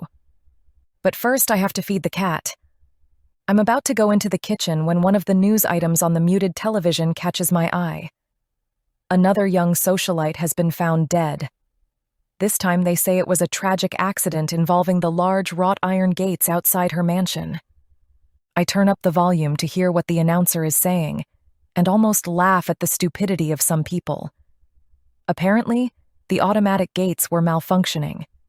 She got out of her car to open them, but left her vehicle in gear, and somehow it lurched forward and pinned her between the bonnet and the barrier. She bled to death before she was found. I snort and collect a cup of kitty biscuits before heading out to the fire exit. Tonight is extremely dark, the moon completely obscured by clouds, but I know the cat will be somewhere behind the big metal dumpster. It seems her usual haunt. Here, kitty, kitty, kitty. I hear a rustle further up the alley and look up to see a tall man striding towards me. There are sometimes homeless people sleeping here, but he, I know, is not one because the shape of him, everything about him, screams power and violence. For once, I don't second-guess myself, or wait and see if I'm imagining things. I act. The hair stands up on the back of my neck as I drop the cup of biscuits, gripped by a sudden and inexplicable terror. Squeaking pathetically, I turn and rush inside, slamming the door behind me. A big thud bangs into the door at the same time as I shut it, and I know, without knowing how I know, that he has tried to grab me, and just missed. Shaking, my eyes wide, I push the double lock across the door and bolt up the carpeted hallway to Mrs. Swinstone's. Mrs. Swinstone, Mrs. Swinstone, it's me, Josie, open up. I bang on her door a few more times, but it's clear she's not home. Then I remember that on Friday nights, she sometimes goes to stay at her daughter's house in the suburbs to mind her grandkids while her daughter and no-good son-in-law have date night. Shit. I spin back to my door, still wide open as I left it, and rush inside, slamming it behind me and double locking it, before vaulting over to the coffee table and tipping the book upside down. I know I have Officer Reynolds' number in there on a card. I was using it as a marker. Shaking the book, I see a small purple flower fall out along with the police officer's card.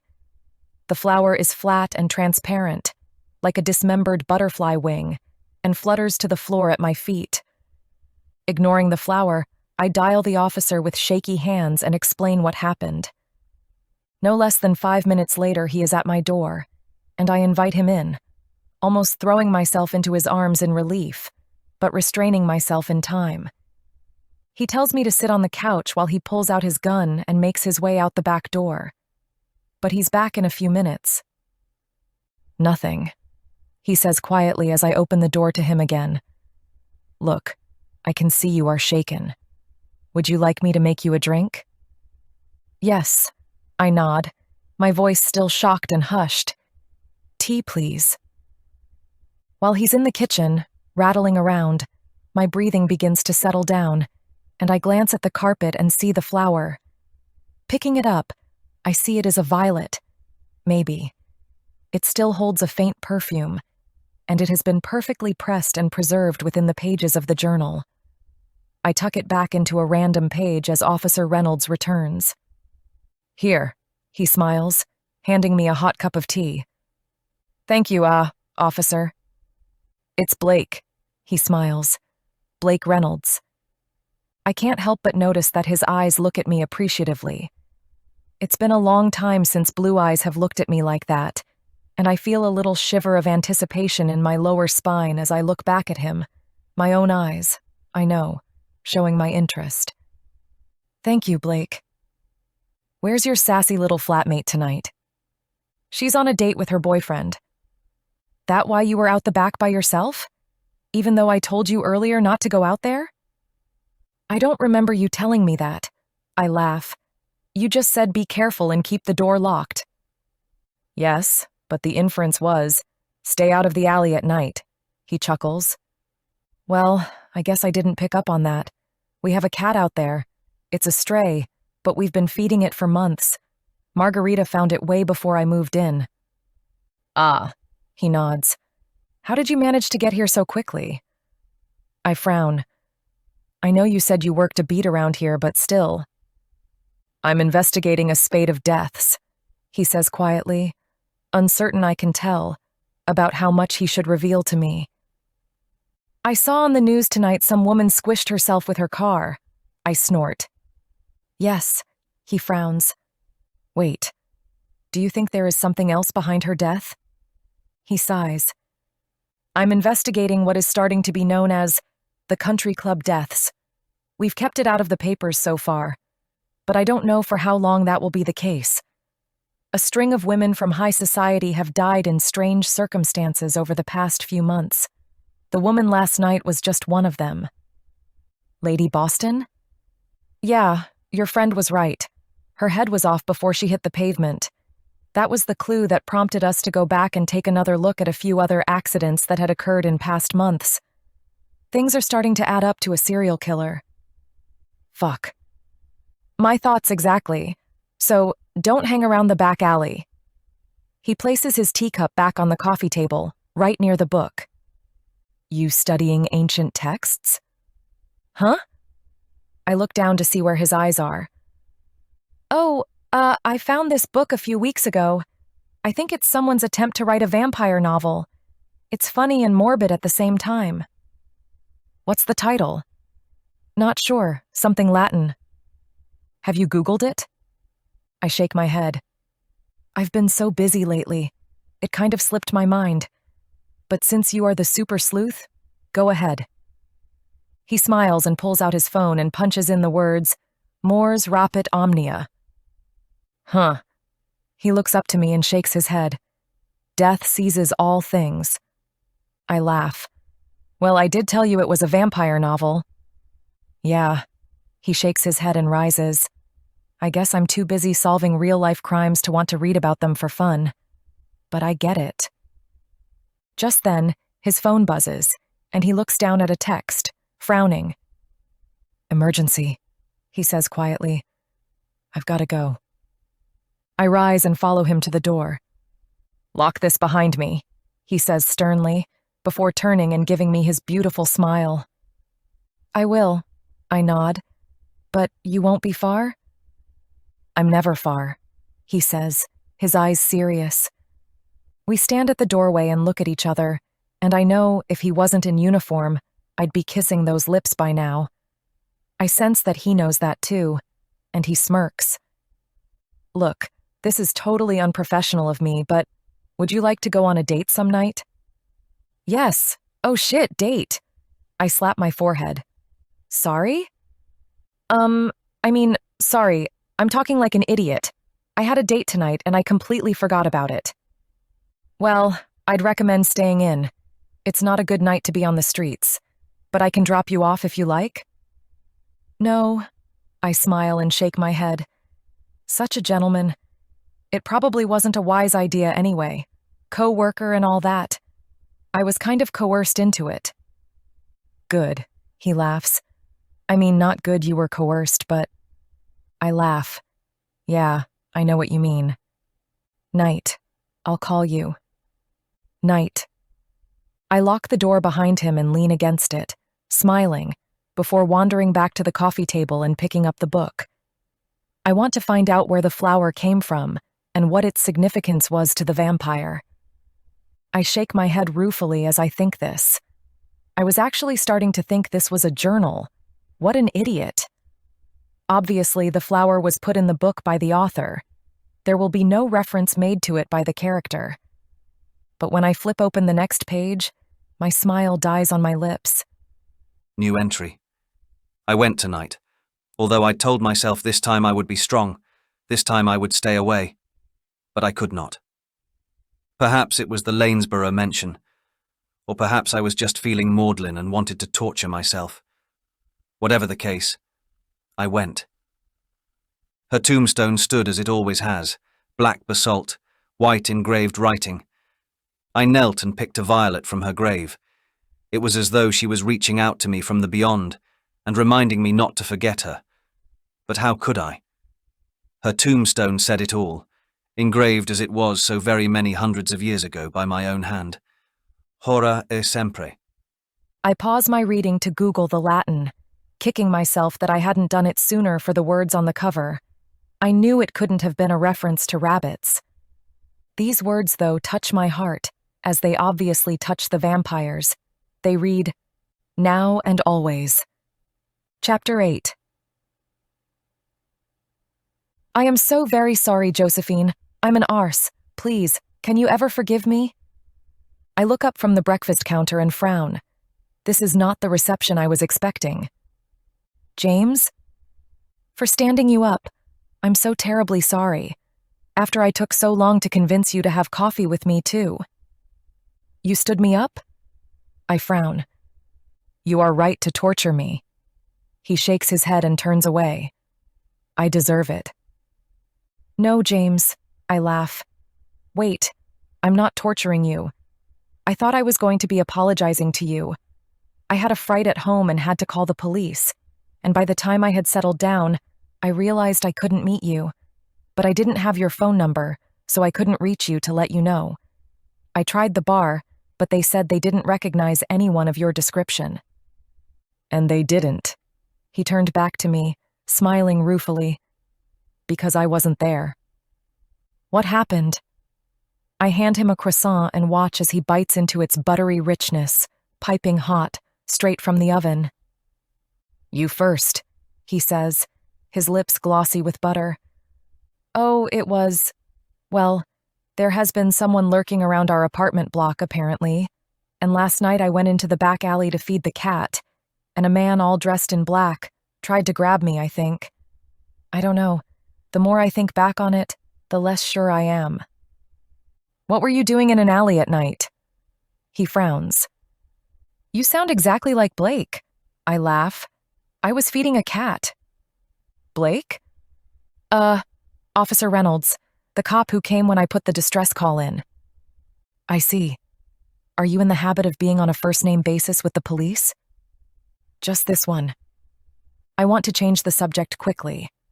I'm not the two-timing type, and I feel strangely guilty about setting up a date with one man while I was standing up another. Your turn. There was an accident in my street. You know I live just up the road from the restaurant La Bufantania? I blush and look down, busy myself making his hot chocolate, so he doesn't see my expression. Yes. Well, the owner, Madame Buffon, had a car accident last night. The police had the streets cordoned off, the media were in a feeding frenzy, and no one could get in or out. Wait, I breathe, my hand on my heart. Is she dead? As a doornail, he nods. Her body was crushed like a sardine in a can. Her heart was found a few hundred meters back, lying on the footpath. Oh, fuck. Yes, it has rocked the haloed streets of Cherrywood Lane. He laughs. Why are you laughing? The neighbors. He shakes his head. I know I shouldn't, but what a bunch of unfriendly bastards they are on that street. I wasn't at all upset to see their horrified faces. You went outside and watched? Of course. He shrugs. I wanted to know what had happened. I was the one who found her heart. Oh. Come now, you are a cook. Surely a little raw meat doesn't horrify you. I look up into his eyes. He is studying me carefully, but I don't know why. And I don't know why what he just said riles me so. I'm not a cook, I sniff, handing him his hot chocolate and turning away. I'm a chef, or I will be soon. And no, a little awful doesn't offend me. But I clearly do, he says gently. I'm sorry. I've upset you somehow. I'm fine, James, I shrug. I have to get back to work. I know he will press his luck.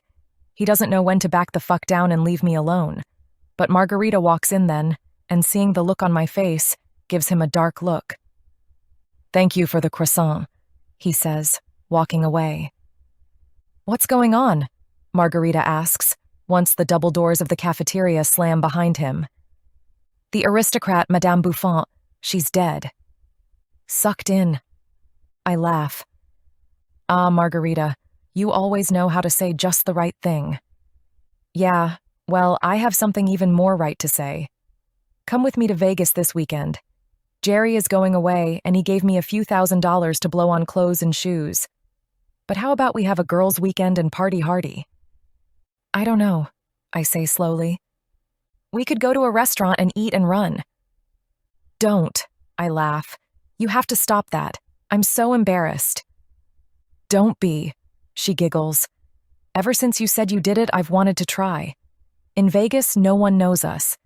Let's hit the most expensive restaurant in the city, order the most expensive meal you have ever wanted to make, and then leave without paying." "But you just said you had money." "Okay, we will pay. Treat on me." I smile and meet her high five. Truth be known, I'm keen to get out of town for a while. The reports of murders, the date promises to Blake and James, the lurker, it was all just getting too much. Let's do it. The next day, I open my eyes with a start and stare down at the book on my lap. This really has to stop. I am starting to believe what I am reading, and that is not going to end anywhere good. "What's wrong?" Margarita asks from beside me. "We're traveling first class on the 6-hour flight from Boston, Massachusetts to Vegas, and she is one of those people who never shuts up and never stops eating or drinking when flying. Me, though, I like to read quietly and sleep." "Nightmare." "About what?" "It's stupid." "Share." "I've been reading this book where the vampire rips out hearts and snaps off heads, and then all the news stories lately about dead socialites turning up left, right, and center. I dreamt the vampire was doing it, and that he was coming for me next because I kept his journal." "Thought you said it was a manuscript for a novel?" "Yeah, well, obviously, because there is no such thing as vampires." "Why don't you show it to Mr. I want to eat croissants from your stomach?" I suddenly have a visual image of pastry flakes in my belly button and shudder. You are truly gross sometimes. That's why you love me. Yeah, maybe I will when we get home. I thought it was his when he first started at the school, but he says he hasn't lost a book, so I shrug. It might interest him, though. Could be, she smirks. Now here is the hotel we will be staying at. She flashes up a picture on her phone. Wow, that looks expensive. It is. How did you choose it? Oh, well. She looks cagey and flicks through a few more images on the phone. Margarita? Okay, if you must know, Jerry mentioned this was where he was staying, so I thought I'd surprise him by turning up. Oh, for fuck's sake! I throw my hands in the air and lower my voice to a whisper as nearby passengers cast glares in our direction. You brought me along when you planned to abandon me? No, she frowns. He probably has business meetings or something. I just thought we might all have a drink together or something. But then you and I could go and continue our exploration of the city. You are a no-good liar, I hiss. And stalking a man who tells you he is going away for the weekend is a bad idea. I'm not stalking him. I'm surprising him. There is a difference. Whatever.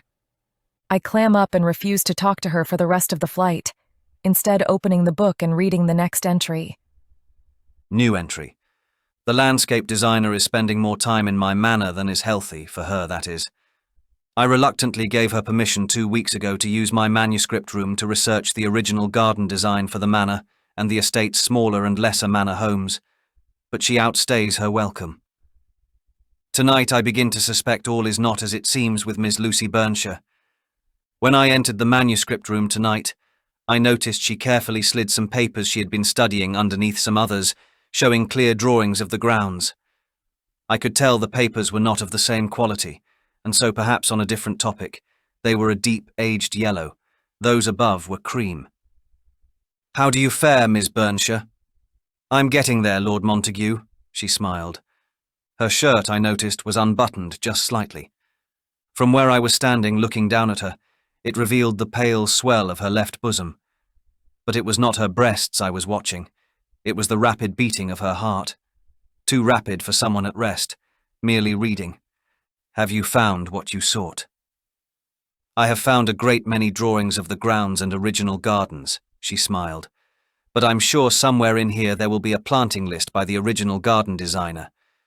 That is really what I want. If we are to re-establish faithfully what was here, we should pay homage to that gardener. Indeed, I drawled, walking behind her to the ceiling-high shelf of manuscripts and other documentation. It had all been filed and stored in the house since its construction in 1508, 2 years before my birth.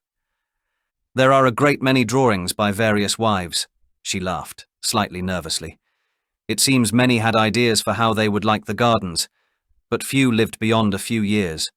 None saw their plans come to fruition if the dates are correct. Yes, women historically do not do well at Eriston, I murmured, my eyes on the back of her neck, exposed beneath her neat chignon. That would be an understatement, she laughed gently. Some of these women, she waved her hand at a sheaf of papers stacked on her left, lived barely a year, some 2 at the most. Rarely did they live to produce more than 1 child, except in the very early years, which seems counterintuitive, wouldn't you say? I stood silently, thinking through the possible hidden inference behind her statement. I would say, Lucy, that it is possible more than 1 child was born to each wife. However, wives and children did not last long in days gone by. Childbirth and disease killed most. As for how many wives have entered these hallowed doors head first and gone out feet first, well, my father used to say there were only 2 ways to maintain a fortune, to marry or to mortgage, and this manor has never been mortgaged. How would you describe your father, Lord Montague? Ruthless. Oh, and your mother? I see no reference to her here, apart from the painting in the hallway. Did she visit? Did she have ideas for the garden? No. Strange, she murmured. Rising, she gathered the papers she was studying and carefully returned them to a shelf marked Floral Interpretations of Scenery and Mood before turning to me, her heart rate now, once again accelerated. I think I have trespassed on your time long enough. I shall simply move my investigations somewhat broader and attempt to study the gardens of similarly styled chateaux and manors of the time. The garden designer originally employed here had several gardens he was very well known for. Perhaps I will find what I am looking for in another grand house's library. Perhaps, I replied. She said goodbye and left then. Once her car lights had disappeared down the long, oak-lined driveway, I moved to the shelf she had perused and pulled out the papers she had returned. None contained anything other than garden design, but none were deep yellow. I believe my landscape designer has pilfered something. I have yet to determine what, but I will. Feeling annoyed and agitated and depressed as only this manner can make me, I called the chauffeur and had him drive me to my townhouse in London, where I am now. I've always enjoyed giving Scotland Yard a run for their money. Any sort of authority, actually. Police are always so droll and full of self-importance. Tonight I will give them something to investigate. I close the book and lean back, still determined not to talk to Margarita, but she puts 2 dessert spoons across her eyes and pretends to be a fly, zooming around my face back and forth, until I give in and laugh. Chapter 9. But what exactly is it? She whispers, her giggles hidden behind the menu as I shake my head at her and explain. Potage Saint-Germain is just green pea soup. Oh. I snort softly, keenly aware of the waiter hovering over my right shoulder. Order something for me, Josie. Something I'll like. I nod and flick through the menu. Margarita likes flavorsome dishy, hearty meals with rich sauces and more on the plate than is usually provided in a restaurant of this type. And nothing too interesting in terms of creatures or body parts. I, on the other hand, like to experiment, and since we are dining in the most expensive restaurant in Vegas, I want to try dishes that I might not otherwise be able to afford to cook or ever eat again. Okay. I nod to the waiter.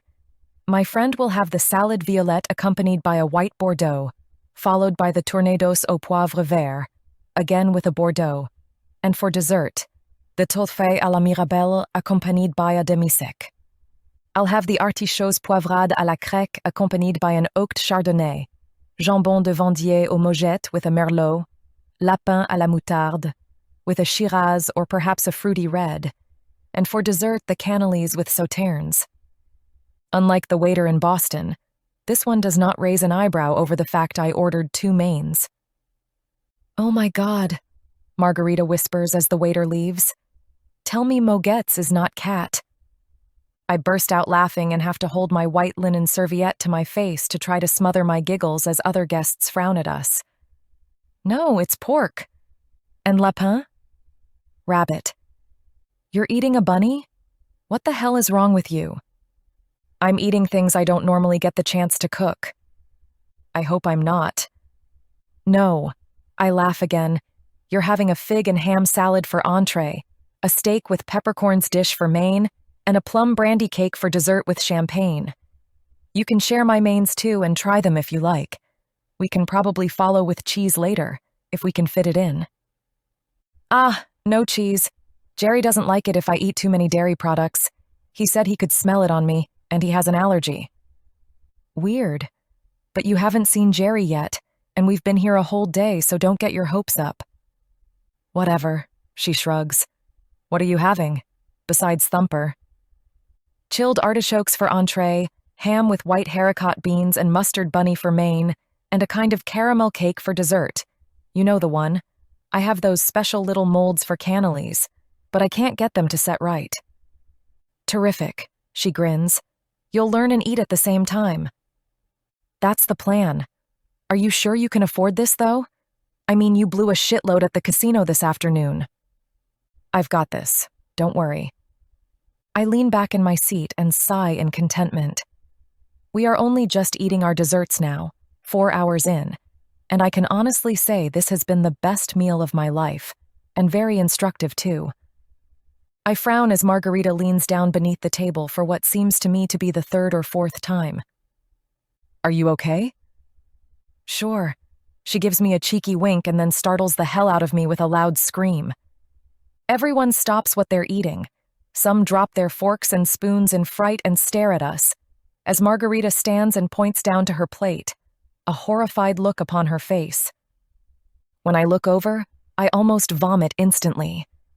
Right in the middle of her brandy cake is half a cockroach, not even a whole cockroach, which really would have been preferable given the obvious conclusion to only seeing half of one in a cake you have already mostly eaten. Her shrieks begin to escalate as she clutches her throat and makes gagging noises, and a series of waiters walk briskly to her and try to calm her down. She points hysterically at the bug, and I hear a collective gasp from the waiters as one quickly whisks her plate away and another offers her a glass of water. I'm still stunned, feeling like I might throw up at any moment. Bugs in food is a personal phobia of mine, and I'm unsure what to do to calm my friend when I see her ever so slightly smirk. Oh my God, she did this. She did this so we wouldn't have to pay. By now she is telling the waiters how appalled she is, how she will never dine here again, how she will be telling all her country club friends about this, blah blah blah. All the while, I don't move a muscle. Eventually, though, the maitre d' ushers us out with profuse apologies and offers of another meal, completely free, which Margarita, of course, turns down, saying she would be too frightened to eat here ever again, more blah blah blah, and we find ourselves out on the street amid the bustling foot traffic and garish neon signs. Do you love me? Or do you love me?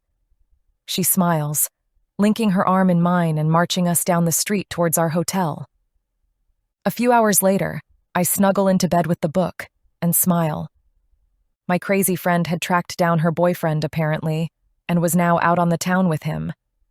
How she could even move after the amount of food and drink we had consumed, I have no idea. I've had a long bath, and now I'm reading. I'm starting to really enjoy this book. I think this would-be author has a great story. Clearly, this vampire is a murderous bastard, but he also has a sad past. And what is up with this landscape designer? I almost laugh out loud as I think again about the cockroach. I should be mad with Margarita, but I'm not. I'm excited. We have 2 more days here, and we plan to hit at least 2 more restaurants for free meals. I have turned into a criminal, a gourmet criminal, and try as I might to feel guilty. I'm starting to feel more excited than bad. One thing is for sure, though. I don't think I will be able to date the cop. New entry. The Tea Dynasty heiress was delicious. She had just a hint of spice about her, a little oriental surprise that I was not expecting from a tea magnate. Although if I'd thought about it, most tea does come from India, so it is not unlikely that she would have some Indian lineage in her bloodlines. Still, you wouldn't have thought it from her name or her looks, all very British upper class. On the surface, that is. Underneath, she was an avaricious bitch, keen to dance with me when she heard I was a lord. As they all are. The title is what wins most of my meals, I'm sure. Oh, I mean, she was flattering. Told me how deliciously handsome I was. And I am. There is no denying most of my life's trials have been due to my looks. Had I been a less devilishly handsome man, I might have lived a happy and normal life with the woman I loved. But that was not to be, and the Timogul reminding me of this simply made me angry and hungry. She was keen to come to my room, but not so keen to give herself entirely to me. Not her life, anyway. She tried to run, but there was nowhere to run, and then she tried to barter with me, offering me her luscious body. But it was not sex I wanted. It was blood. "But if you plan to kill me," she gasped as I held her pressed up against the balcony, the moon illuminating the whites of her frightened eyes. "At the very least, you should enjoy my body first." "I don't sleep with humans," I smiled gently at her. "Only my kept, and I'm afraid you are either 30 years too early or 30 years too late to become one of those." "Your kept?" "Why, yes, the women who agree to live with me, serve me, feed me, until such a time as I desire their hearts." "You want them to love you?" "No, not at all. When I claim their hearts, it's to completely drain them, squeeze them of every last drop of their precious blood. Usually, though," I shrugged, "that does coincide with them saying they love me." "You are a monster." "Yes, of sorts. But then so are you." That was when she tried to fly.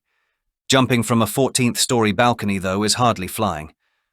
I told her this as I pulled her back inside and bent her pretty wrist to my fangs. She moaned as her blood was taken, mouthful by mouthful, begged me to let her go, not to kill her, but she tasted too good, and I told her so. "I'll let you fly when I have satiated my thirst." She cast wild eyes at the ornate railings behind her then. I could see panic rising, which of course made her heart beat faster, her blood pulse more quickly into my mouth. And she did fly. Well, sort of. She momentarily hung in the air for a fraction of a second before hitting the pavement. I'm sitting now, waiting for Scotland Yard to arrive. I do so love toying with the law. I'll have to return to the manor tomorrow and deal with that landscape designer.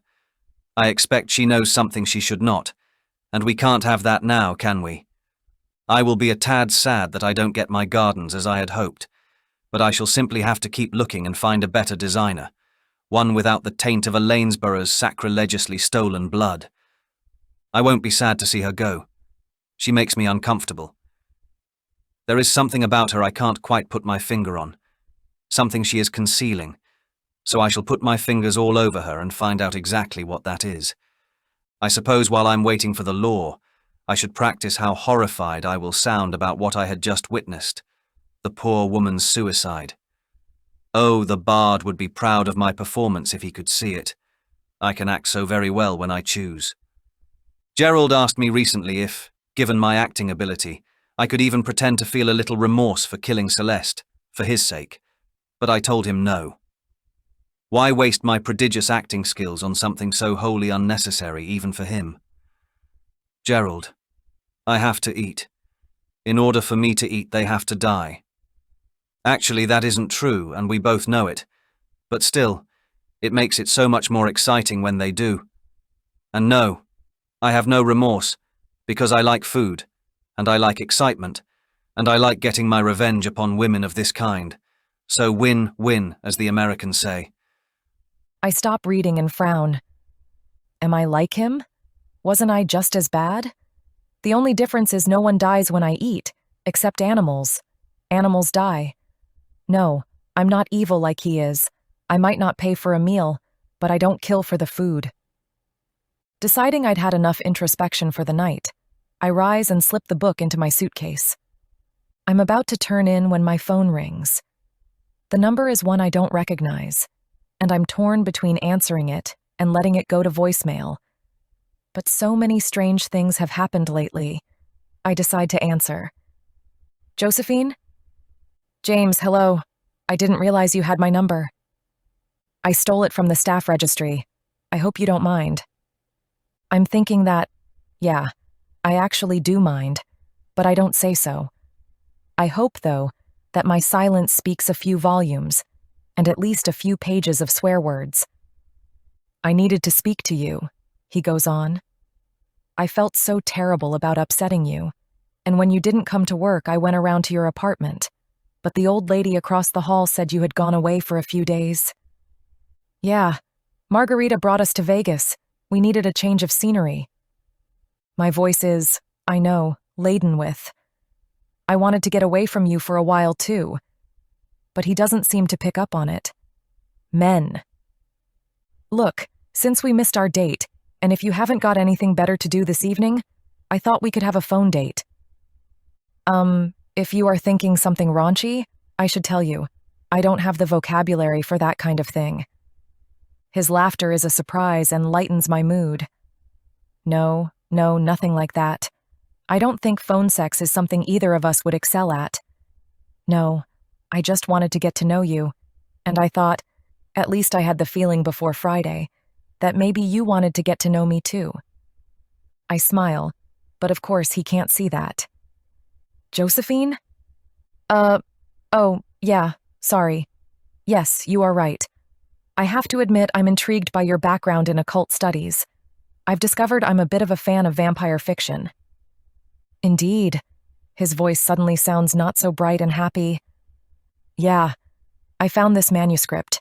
I told you about it. It's written in the form of a book purporting to be a journal, but I'm really enjoying it. I don't think you did tell me about it, he says quietly. What's the title of this book? Yes, I did. I frown. I asked you when you first started if you lost a book. Well, as cryptic as I like my puzzles, he says quietly, I don't believe that constitutes saying. I have found a book purporting to be a vampire's journal. No, I giggle. I guess not. Hang on.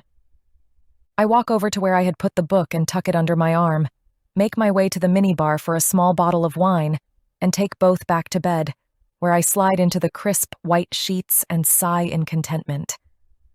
Sorry, I just had to get comfortable. The book is called Mors Rapit Omnia. I looked it up. It means, death seizes all things, he says, his voice a low growl. Josephine, where are you right now? I told you Vegas. Yes, but where? The Hotel Dolphina. You need to leave. What? You need to pack up and get the hell out of there. Catch the first flight home. I'll be waiting for you at the airport. What? James, you're not making any sense. I can't leave. Margarita will worry. Where is Margarita? She went to meet her boyfriend. He's staying here. And tell me, Josephine, he says, his voice quiet even. Is this boyfriend an older man? Extremely rich? I'm not sure about how old he is, but he is loaded, yeah. James, what is this about? You're frightening me. Josephine, if I told you vampires were real, if I told you that book you hold is actually a journal, and that I have one just like it, would you believe me? No. It is real. Good night, James. I hang the phone up, frowning, and then decide to switch it off entirely before hurling it onto the nearby sofa. Why must I be attracted to cheats, weirdos, and fucking assholes? Why can't I just find a nice, ordinary man without any baggage? Fucking James. Nut job. Maybe I will date the cop. I flick open the book once more. New entry. I could smell her the moment she walked into the house. She had drunk so much milk she smelled like a goddamned Frisian. And with that first whiff, I knew I had not imagined my feelings of distrust. Lucy knows what I am, or knew since I killed her tonight. I'm pissed off, actually, that I had to do it now. I really wanted my fucking garden finished.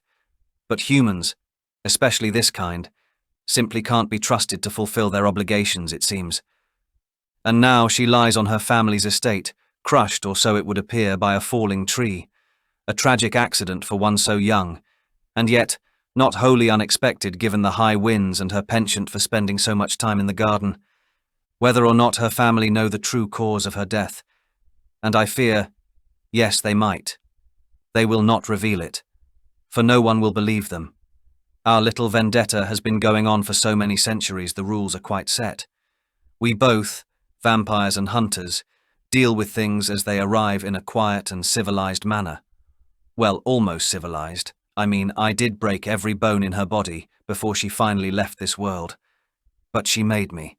It was her own stubborn refusal to give me the information I required, her own ridiculous loyalty to her team, her kind. And what of that? I must place a call to Gerald as soon as I finish this entry. I had assured him I had extinguished them all this side of the pond, as he had done on his end. But apparently neither of us had completed our task, for if what she told me is correct, her team still operates in the States just as it still does here. Her bloodline is still in existence. And that means my line vampires are threatened, and we can't have that. But I know her plan now, and I will act accordingly. For she has stolen something from me. Apart from my new garden, she has taken papers that point to my immortality, and of more importance, she has stolen my journal, my first journal, my private thoughts, my private musings of love and hope and fear. None of this can be made public. I must act quickly. But while there is urgency now, I had taken my time gaining this information from her, because it felt good to do so, and she deserved it. And to give her credit, she did not beg for mercy. She knew, as all her kin know, that none would be given. Your time predating this earth is over, Lord Montague, she sighed, her voice breathless and a little liquidy from her broken ribs, no doubt a few puncturing her lungs. I think not, Lucy, I said quietly, snapping another finger. You see, my kind has outsmarted your kind for thousands of years. You are simply not shrewd enough to outwit or outlast us. You may have stolen some papers, but whatever is in them will be of no consequence. I stole more than that, she half laughed, half choked. You are so sure of your power, your position, that very overconfidence will be your downfall. And do you want to know what your downfall was, Lucy? I asked quietly, as I pressed her collarbone and heard a loud snap. I'll tell you, I added, seeing she was in too much pain to answer. You feared. If you had kept your cool, trained better to control your emotions around my kind, you might, just might have lived a little longer. But you panicked. I could hear your heartbeat through your expensive little twin set. I could smell the milk on your breath. Had you not taken that last precaution, one that signals your knowledge rather than protects it, then you might have lived to finish my garden. I drank the milk so you would not enjoy a drop of my blood, she spat, dark blood bubbling from her mouth and running down her chin. An unnecessary precaution, I smiled gently as I leant down and snapped her thigh bone. I don't consume hunter blood. I would not contaminate my body with such filth. You fear us, she whispered as she began to sink into unconsciousness. And if you don't, you are a fool. Tell me, little Lucy, I mused, holding her face in my hands and squeezing ever so gently. Tell me what else you stole from me. I took your journal, she moaned, her eyes rolling. Your first journal. You are lost now, Lord Montague. Where? I asked, my anger causing my fingers to press a little too tightly and crack her cheekbones, one finger pushing inside her facial muscles. She shook her head, but I was not finished with her yet. I wouldn't let her die until I knew the answer. The little bitch has stolen something very close to my heart, No one reads my journals, apart from myself, and is allowed to live. No one. Where, dear sweet Lucy? I smiled into her eyes as I held the lids open, forcing her to look into mine. If you tell me now, I will not kill your parents and all your siblings. If you don't, I'm afraid I will keep you alive for several more days, torturing you to my satisfaction, and you will hear their screams and recriminations as you go to your grave. You are evil, she whispered, her eyes intent on mine. Oh well, I try, I smiled. I really do. But I'm sure I could put in a little more effort, a little more time and energy in, when it comes to showing your dear sweet mummy and daddy how evil I can truly be. Gone, she breathed. I sent your journal away. You will never find it. To whom? Lucy, to whom? But she was dead, the useless bitch. So tomorrow I fly to the US and begin my search. I know that if a woman of this age is hunting me, then she will have a team. They usually number between 6 and 8, and they usually take a few years to find and kill their mark, depending on the vampires they are targeting and draining each generation. I had been lucky so far, or more skilled, whichever way you want to look at it, but others I know had not. I will call Gerald now. I should be angry with him that a team of hunters is alive and well under his nose, but then, I had obviously been remiss in snuffing them all out over here as well, so laying blame on him is hardly going to do either of us any good. New entry. Gerald was not as accommodating or understanding as I had expected. In fact, he pointed out that I have made a grave error. Or not grave enough, depending on your point of view. Did you break her head off? No, Gerald, I didn't need to. She was dead after a few dozen bones were crushed to dust, weak as piss. My dear Nicholas, he sighed, if she is truly a hunter, she will need a great deal more than that to kill her. Was she blooded? I frowned as I realized my mistake. I didn't smell it on her. Oh, fuck. That little bitch. Do share, please, the suspense is killing me, he drawled. She was so full of milk, and before that so heavily doused in perfume, I should have realized why. It wasn't that she was concerned I would drink her. She didn't want me to know she had the blood. Yes. I can almost picture him shaking his head on the other side of the line at my stupidity. Clearly your emotions and instincts are thrown due to the fact you are in Eriston, he said, throwing me some condescension, because otherwise you would have noticed this immediately. And I'm sure, Nicholas, I don't need to tell you that if she is blooded, she will be alive. You and I both know the only way to kill them after they have taken part in the rituals, consumed vampire blood, is to lop their disgusting little heads off and burn their bodies. Fuck, fuck, fuck. So now, he sighed, we not only have a team on the hunt for us, we have a team most likely already blooded. Which means, very strong, very smart obviously to have outwitted you, and if your journals reach the wrong hands, we may very well find ourselves top of their hit list. Me, Gerald, not you. My dear friend, who do you associate with most? It won't take them long to work out our friendship. No, we are all in danger now. I need to find out where the journal went, and I need to destroy the landscape designer, I mused. The book first, he admonished. The huntress will be on the run now. There is no use chasing after shadows. Find where she sent it and phone me when you know. I will alert some of our friends to be more careful than usual. But Nicholas... Yes. You need to leave that place. It fucks with your mind. It is unhealthy for you to dwell in the past, to focus on memories best lost to time. Leave, please. I'll call you as soon as I know something, Gerald. Good.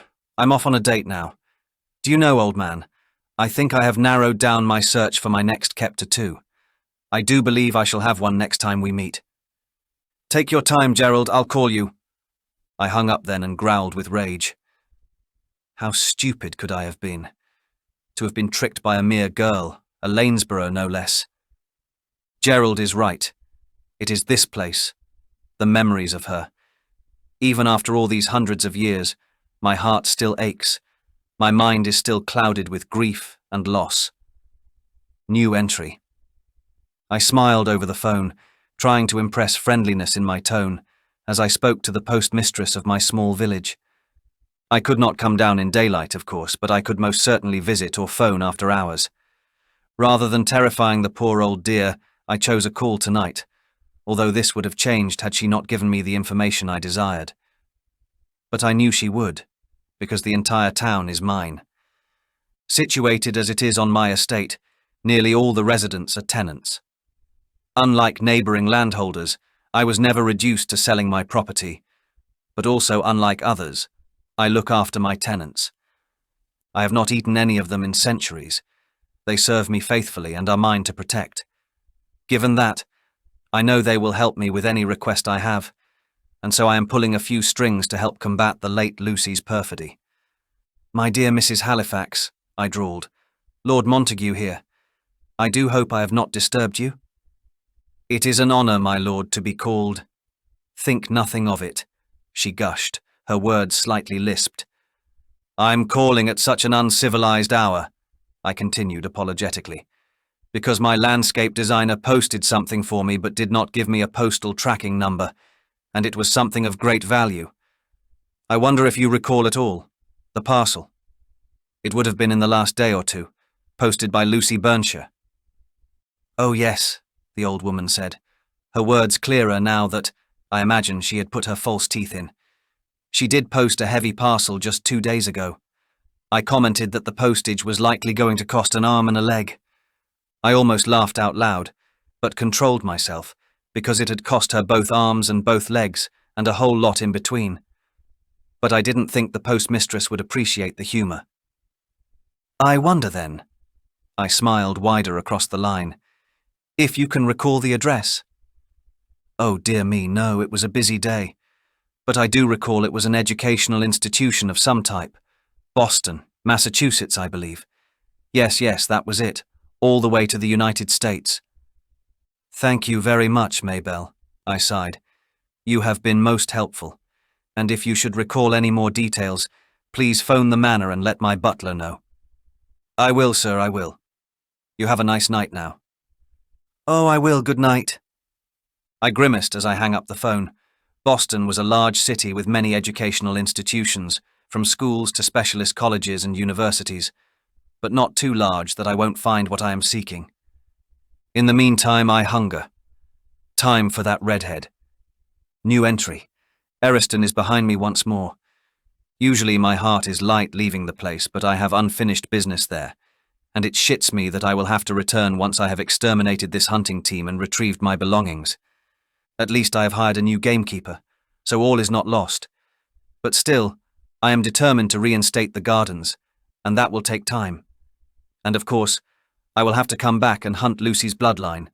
Somewhere along the way I have missed 1 or 2, and they have bred like fucking rabbits. Deadly rabbits. Gerald and I begin our search in Boston tonight. The country club is the obvious place to start. Money socializes with money. Aristocrats socialize with aristocrats. And although the lines are blurred quite terribly in America, they are still true enough in general. If little luckless Lucy, a lesser aristocrat, has hunter friends in the New World, they will be on a social scale similar to hers. I simply have to ask around, and sooner or later, I will find her associates and destroy them. But the postmistress did say an educational institution, so we shall also infiltrate as many as we can and give the staff a good sniff. I know what I am looking for, and I should be able to smell a hunter if one is close by. Their blood will not hide from me now.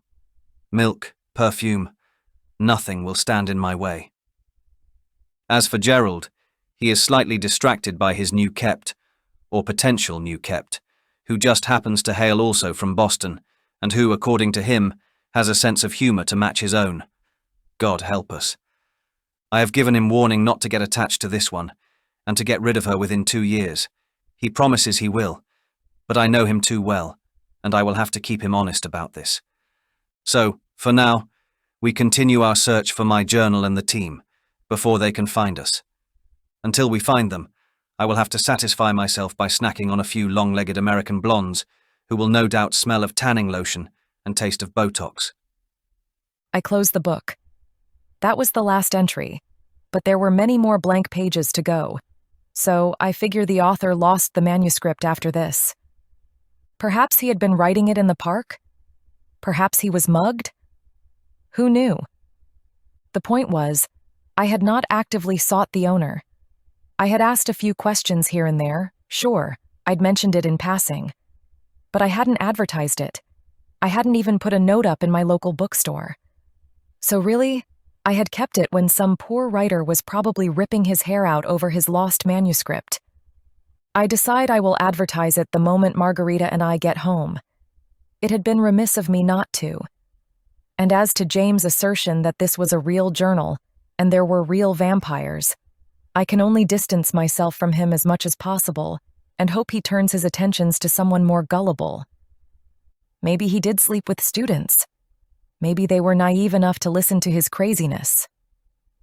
Feeling angry with him once more, I retrieve my phone and put a block on his number, preventing him from calling me again, before climbing back into bed and falling fast asleep.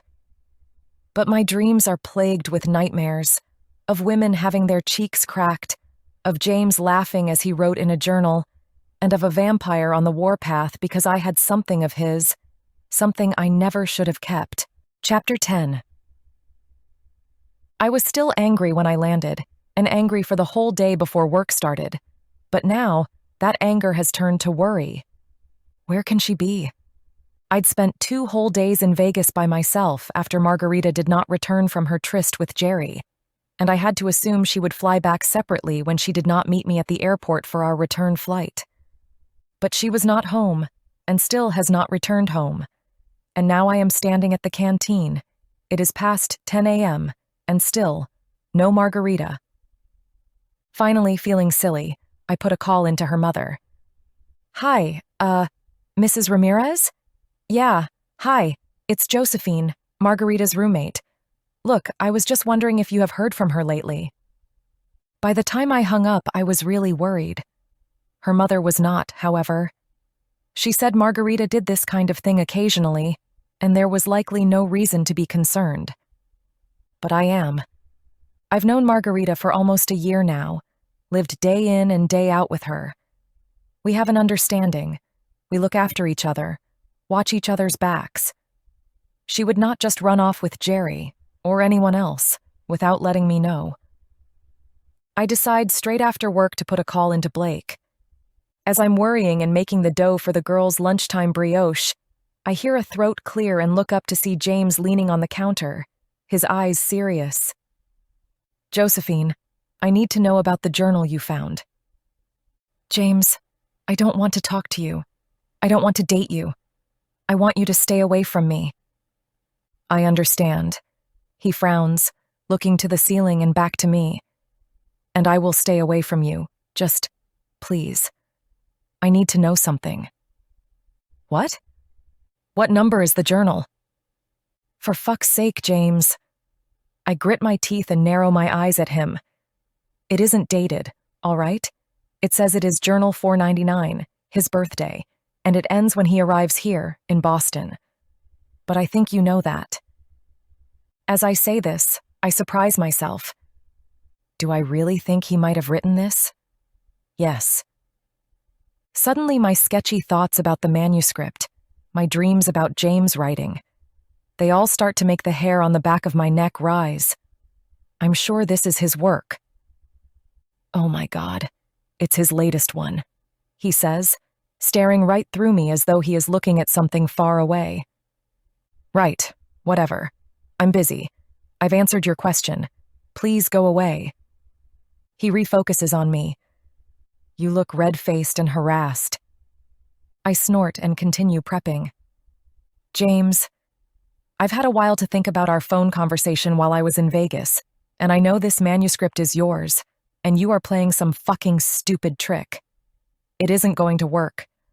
I threw the book in a dumpster while I was in Vegas, so just go and try and fool someone else into falling into your insane arms. Where is your friend? Sick? He suddenly asks. No. I stop what I am doing, wipe my hands on my apron and stare at him. She decided to stay in Vegas, I think. Have you called the police? James, enough with your crazy vampire talk. Her mother says she does this occasionally. She will turn up, most likely later today. If you are talking about Margarita, the new headmistress says, entering through the double doors and approaching us. She has resigned. She emailed her resignation over the weekend. James and I look at one another and frown.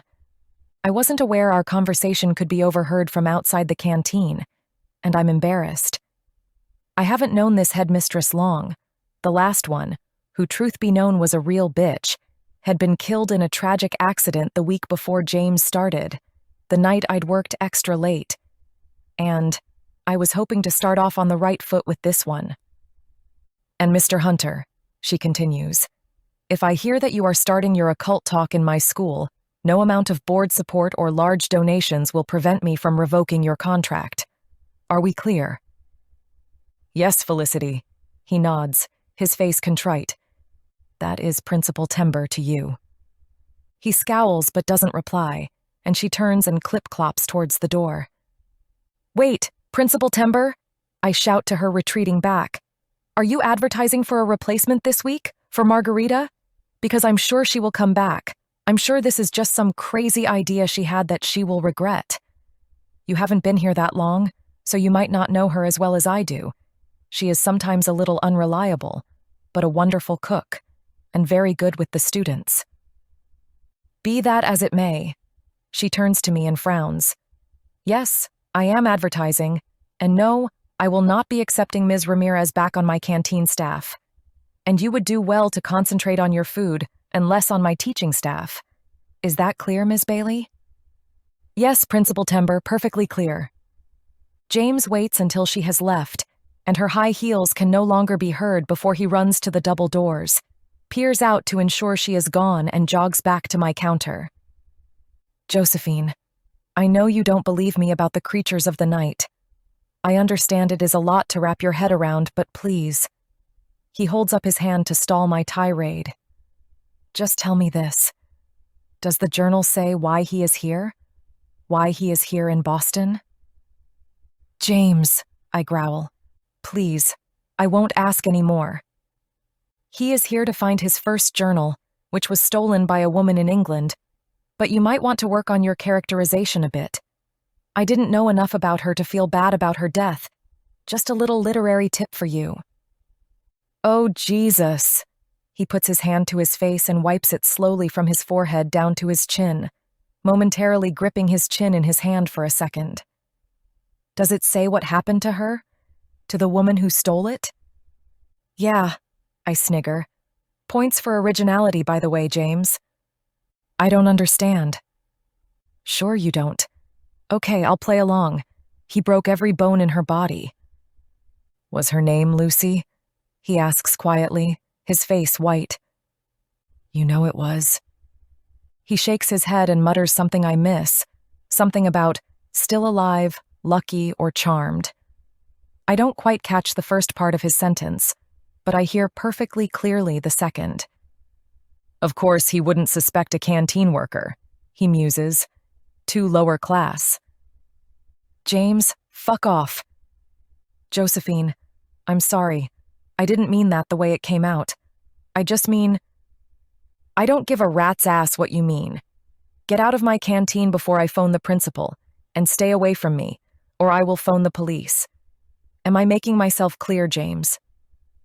I know you don't want to hear this, Josephine, but you are in very real danger having read that journal. Please. He dodges the tea towel I throw at his head as I reach for my phone. Come to my house tonight. I will show you my journal. Once you see it, you will not doubt what I am telling you. No, James. I am calling the police and reporting my friend missing, and I am most definitely not coming to your house. I think you should know that I think there is something wrong with your head. He frowns at me. Go.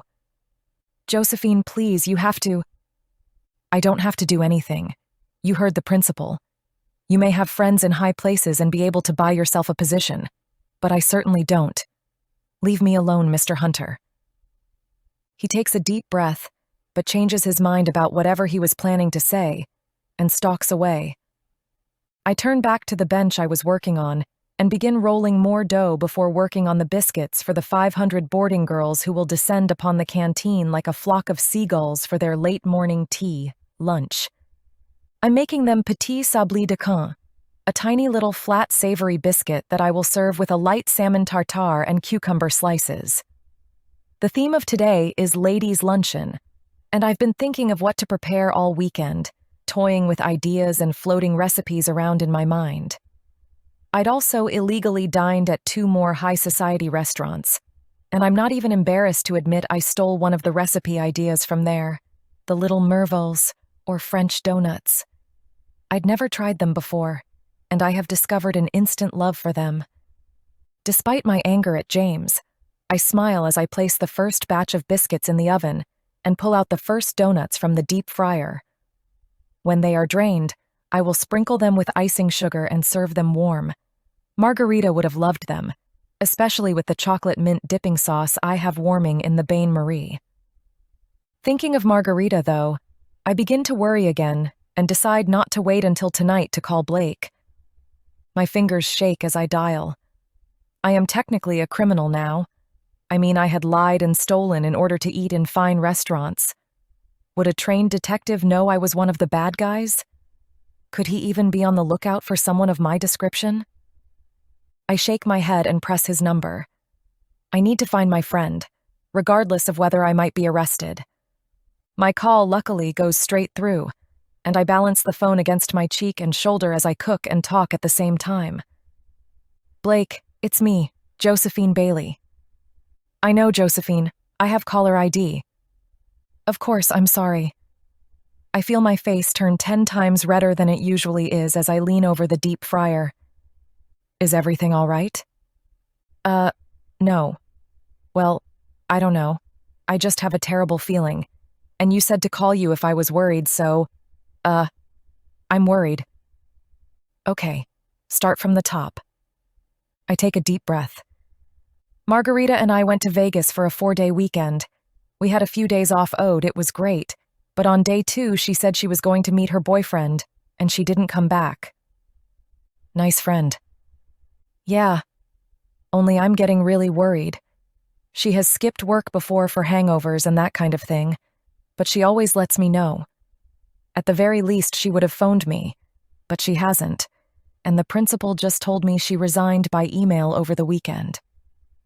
If she resigned and someone has been in contact with her within the last 48 hours, she isn't technically missing, he muses. But you think something has happened to her? I don't know. We had, that guy hanging around our apartment. Now this, I just don't know. Look, officially there isn't anything I can do, but I'm off duty for the next 2 nights. How about I swing over tonight and we put our heads together? I blush, instantly getting a mental image of us putting more than our heads together. Right now, a night of unbridled, no strings attached passion is exactly what I could do with to take my mind off all this craziness. Yeah, that would be great. Do you want to stay for dinner? Are you offering to cook for me? Yes, I mean, it is what I do. I haven't eaten a home-cooked meal in a very long time. Well then. I'm nervous. I don't know what to say. I have a few butterflies in my stomach, and I'm not sure why. Are you allergic to anything? Cast iron gut. 7 then? 7. We hang up and, although I'm worried about Margarita, just talking it through with Blake has already made me feel calmer. I'm probably just imagining things because of James and his stupid fucking vampire talk. I'll bet she is having a whale of a time and will phone in a few days. Oh my God, what am I going to cook? What am I going to wear? My thoughts go from this to, what if he realizes I'm a criminal, in the blink of an eye? Am I, though? Yes, I am, there is no denying it. I had systematically set out to eat and not pay.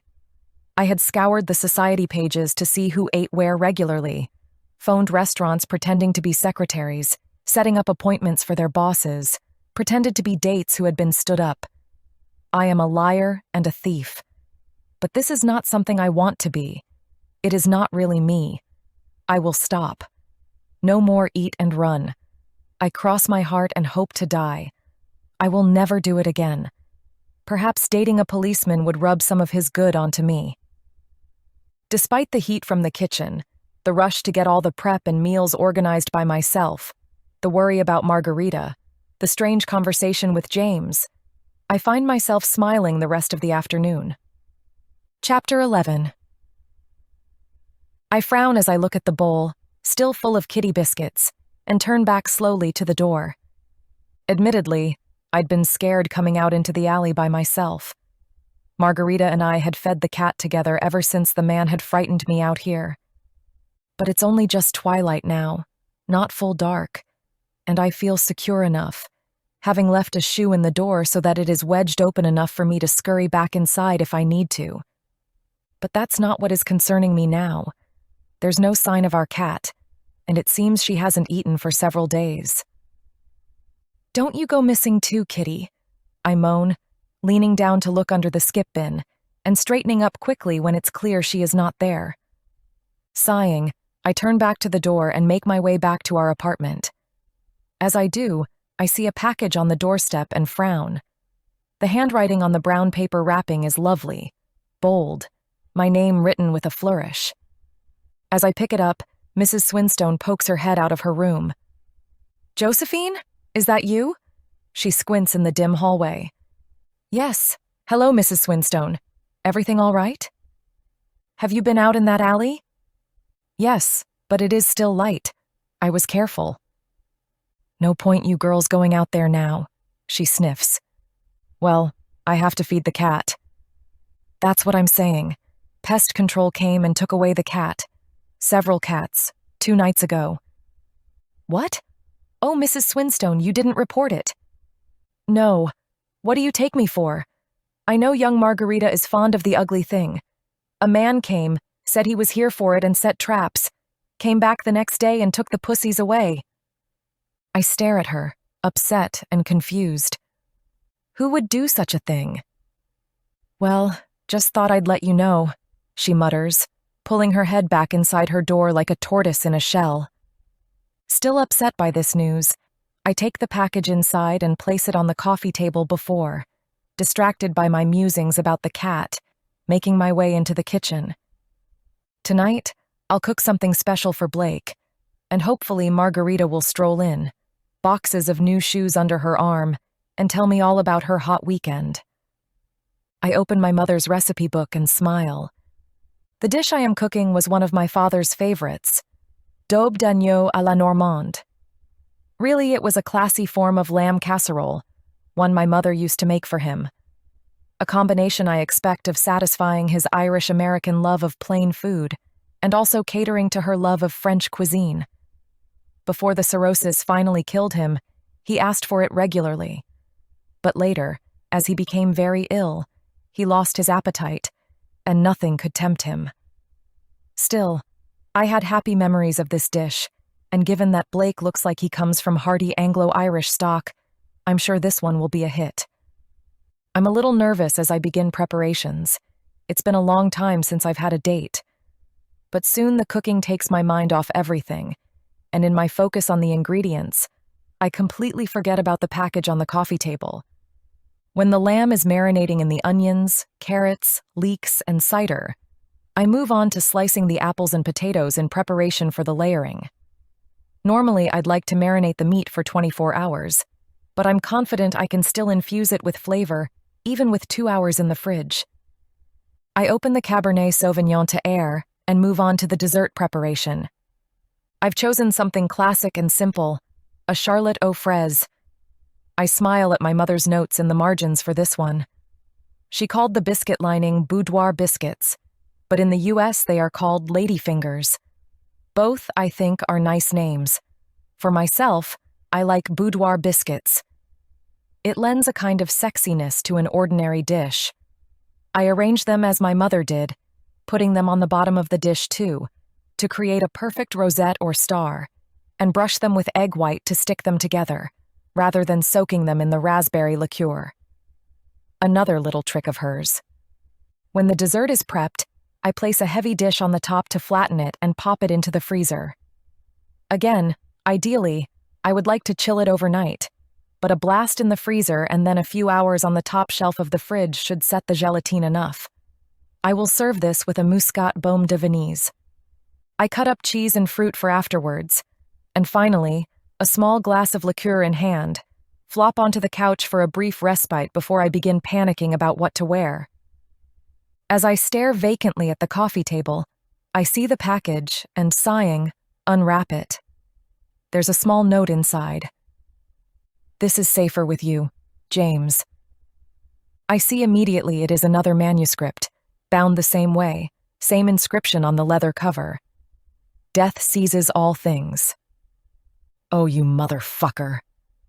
Later, much later, I lay in Blake's arms and smile as I run my hand over his chest, lightly covered in a soft down of blonde. I know I've sworn off blonde men with blue eyes, ever since the cheating bastard who broke my heart. But perhaps I was hasty. Lying here now, I feel safer and more content than I have since moving to this city. Certainly, safer than I had felt since finding that stupid manuscript. "What are you thinking about?" he murmurs, his voice sleepy. "I was just thinking how safe I feel." I smile. "Well, I'm glad I was able to improve your mood," he chuckles. I smirk and snuggle my face deeper between the crook of his arm and his chest. Our dinner had gone by the wayside not long after he entered the apartment, and we fell into bed. I smile as I think back on our last few hours of passion. It seems I had not been the only one feeling a little pent up.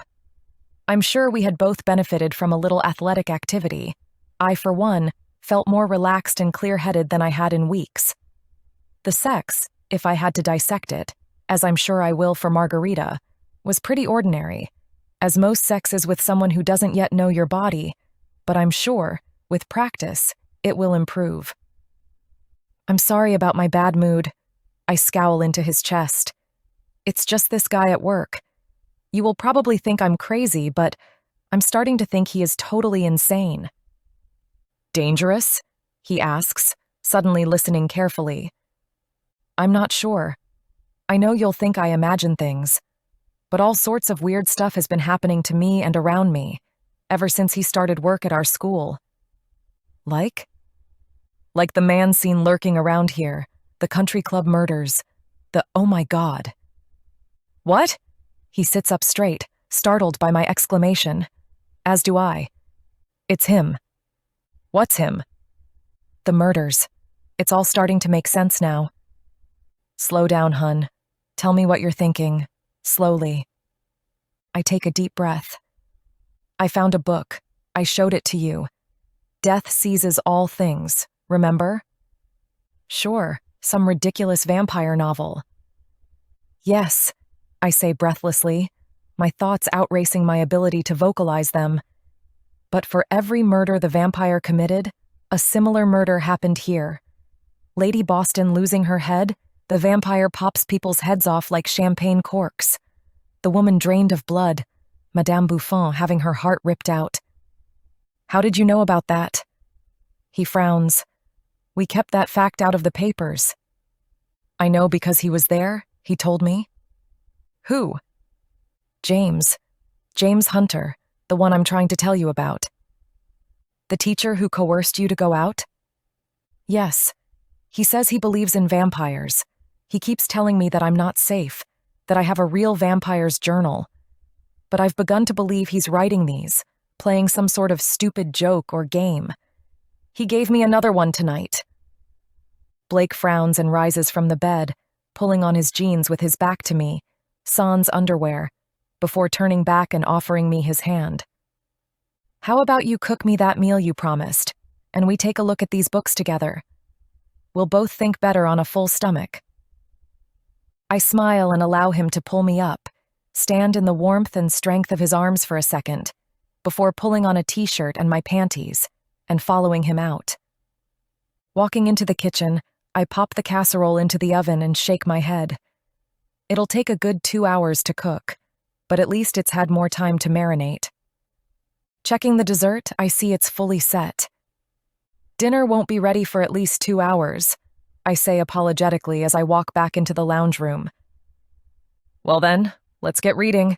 He smiles, handing me the book and taking a pen and notebook from his jacket pocket. I sit down beside him, cross-legged on the couch, and begin to read to him. Chapter 12. I stare out the bus window and watch the people rushing along the sidewalk, hailing cabs, entering shops. How many, I wonder, are good? How many are bad? The books are heavy in my bag on the floor between my feet, but I won't leave them at home now. There are too valuable. I feel strangely hollow inside, and yet also relieved that this might finally be all over, and life might get back to normal. But at the same time, I'm horrified that something awful, something violent and bloody and terrible may have happened to Margarita.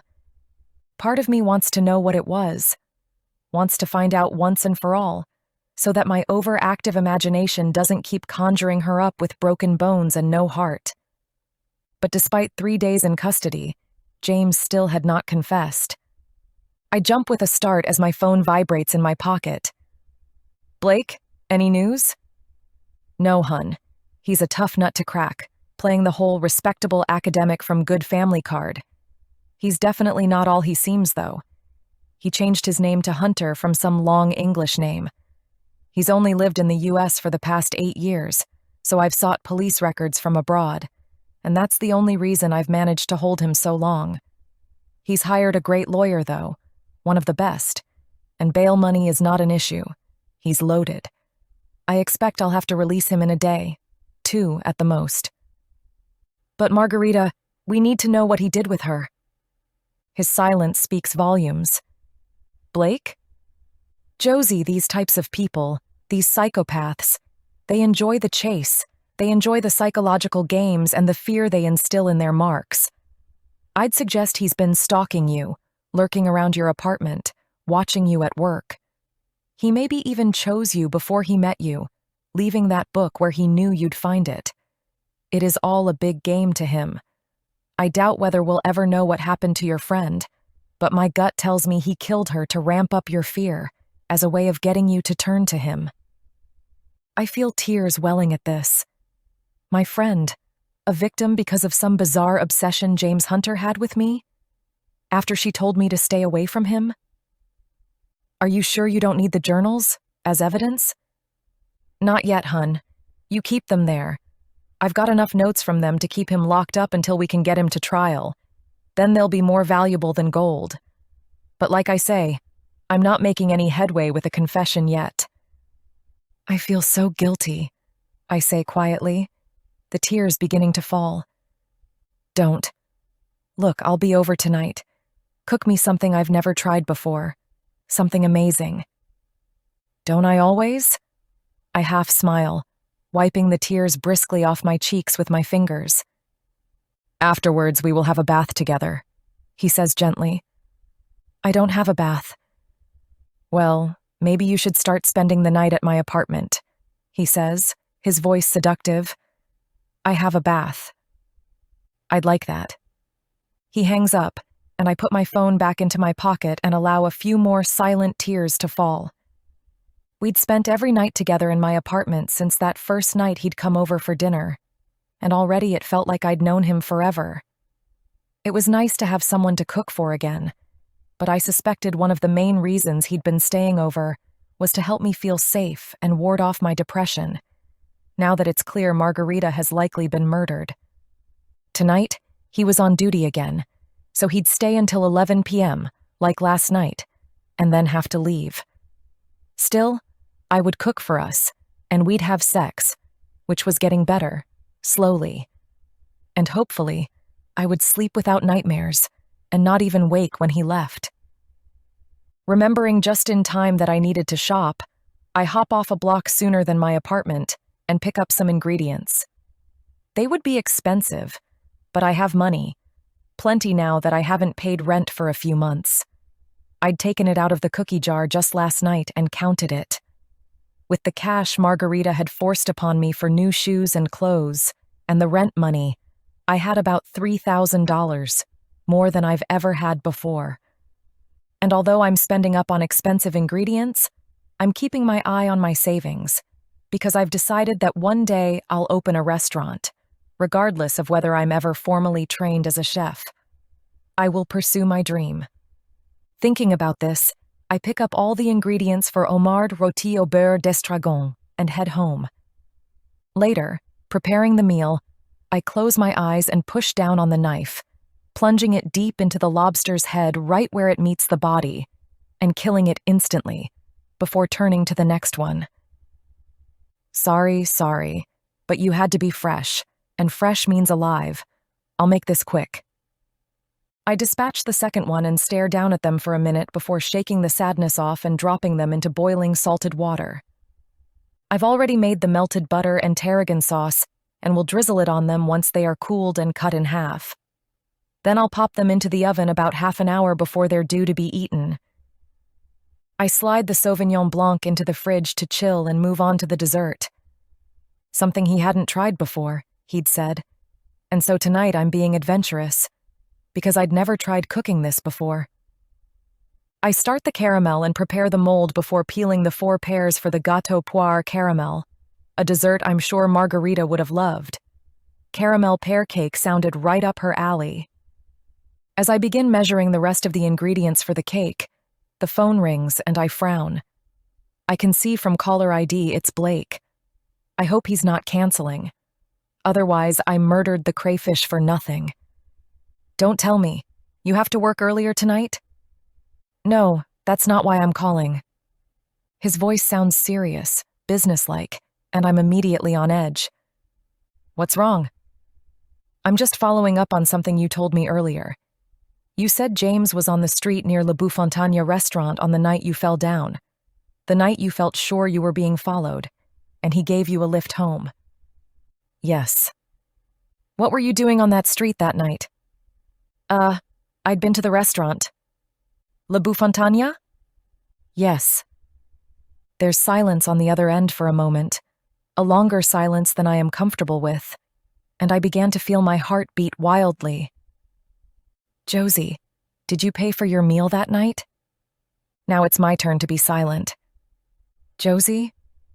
No, I whisper. We'll talk about it when I come over, he says, after several minutes of me staring at the phone in my hand, willing my mouth to come up with something, anything, to mitigate my appalling behavior. Okay, I squeak, hanging up.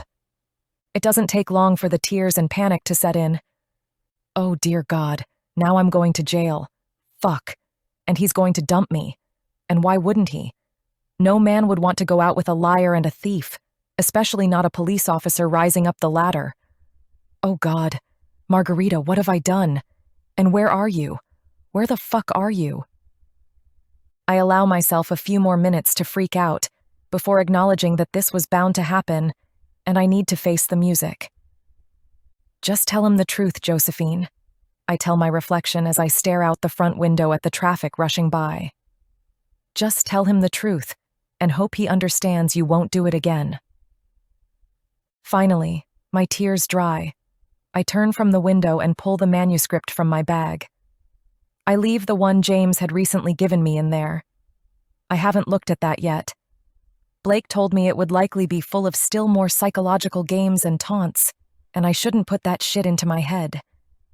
Instead, I turn to the original journal, the one I had found in the park, and scour it once again for a hint, any hint, of what might have happened to my friend. As I get to the last page, though, I frown, because it's no longer the last page. A new entry has been made. A new entry that could only have been written last night while I slept, because I'd kept it with me all day. I look at the entry and gasp. The handwriting is the same as in the rest of the journal, and yet, it can't be. James is still in jail. My hands begin shaking as I read. New entry. What a strange few months it has been. Strange and yet exciting. Still, all good things must end. Little Josephine, the faint smell of French blood, the delicious aroma of fine food and wine in her veins. It has been a long time since I've had a little Gallic tipple, and a long time since I've waited this long to sip. I watched as she picked up my journal. I was foolish to have carried it with me. but I'm nervous now about leaving my private thoughts where people might find them. And somehow it had slipped from my grasp as I chased the headmistress. When I went back to retrieve it, my thirst satiated, my search for information frustratingly not so, I saw Josephine pick it up. I would have caught her then, but a group of college students happened by at that moment, and I momentarily lost her. I caught sight of her again, just as she entered the bus. I followed her home, naturally planning to knock on the door and kill her quietly, eagerly, my mouth watering at the thought of sinking my fangs into her neck and retrieving my journal, something she had no right to touch. Then I saw her laugh. She was laughing at what I had written. What kind of a woman laughs at a monster's thoughts? I was intrigued. I stalled. What was the rush? Let her live a little longer. It amused me to watch her for some time. I followed her to a culinary school one night, saw her come out crying. Her grief was so strong. I admit, for a second I felt for her. Only a second, though. I planned to release her from that grief that night and send her to her everlasting rest, but she was rescued just in time. Still, I retraced her steps, read her interview letter. Rejected, it seems, and none too gently if her sobs were anything to go by. It was no effort on my part to kill the one who had signed the letter, no effort at all. She gave me some valuable information. My net is closing on the hunter Lucy contacted, her associate here in Boston. Every little bit of information gets me one step closer. Strangely, I feel as though Josephine is connected somehow, and yet I have watched her long enough to know she is not. But what to do about her? I did try to catch her in the alleyway one night, but she was a little too quick, or perhaps I hadn't tried hard enough, if I am honest. Such an interesting little meal, a tad grey on the moral scale, which is amusing. I watched her eat at fine restaurants several times and not pay. She made me laugh. Even Gerald, I think, would have been amused by her antics. He has always enjoyed the ridiculous. But I also saw her feed a homeless cat, give treats from her pockets to homeless people, stand on the bus to allow others to sit. A conundrum. She is not like anyone I have ever known. And so I have come back each night for months to watch her read. Her emotions are so etched onto her countenance. She is an open book. I watched her poise her pen over my journal, as though she wished she could add things. How dare she? What would she write? But lately, I see her delight has turned to fear. Perhaps she realizes now that what she reads is not fiction. Perhaps she finally understands. And she has begun to sleep with a policeman. The old woman who scowls at me has reported my presence here. I have stayed too long. But it makes me laugh to think the girl breaks the law while sharing her bed with it. And yet, perhaps she does so for some other reason. Besides pleasure, I haven't heard any screams from her bedroom on the nights he stays over. I could make her scream. But then, I don't think she would like my methods.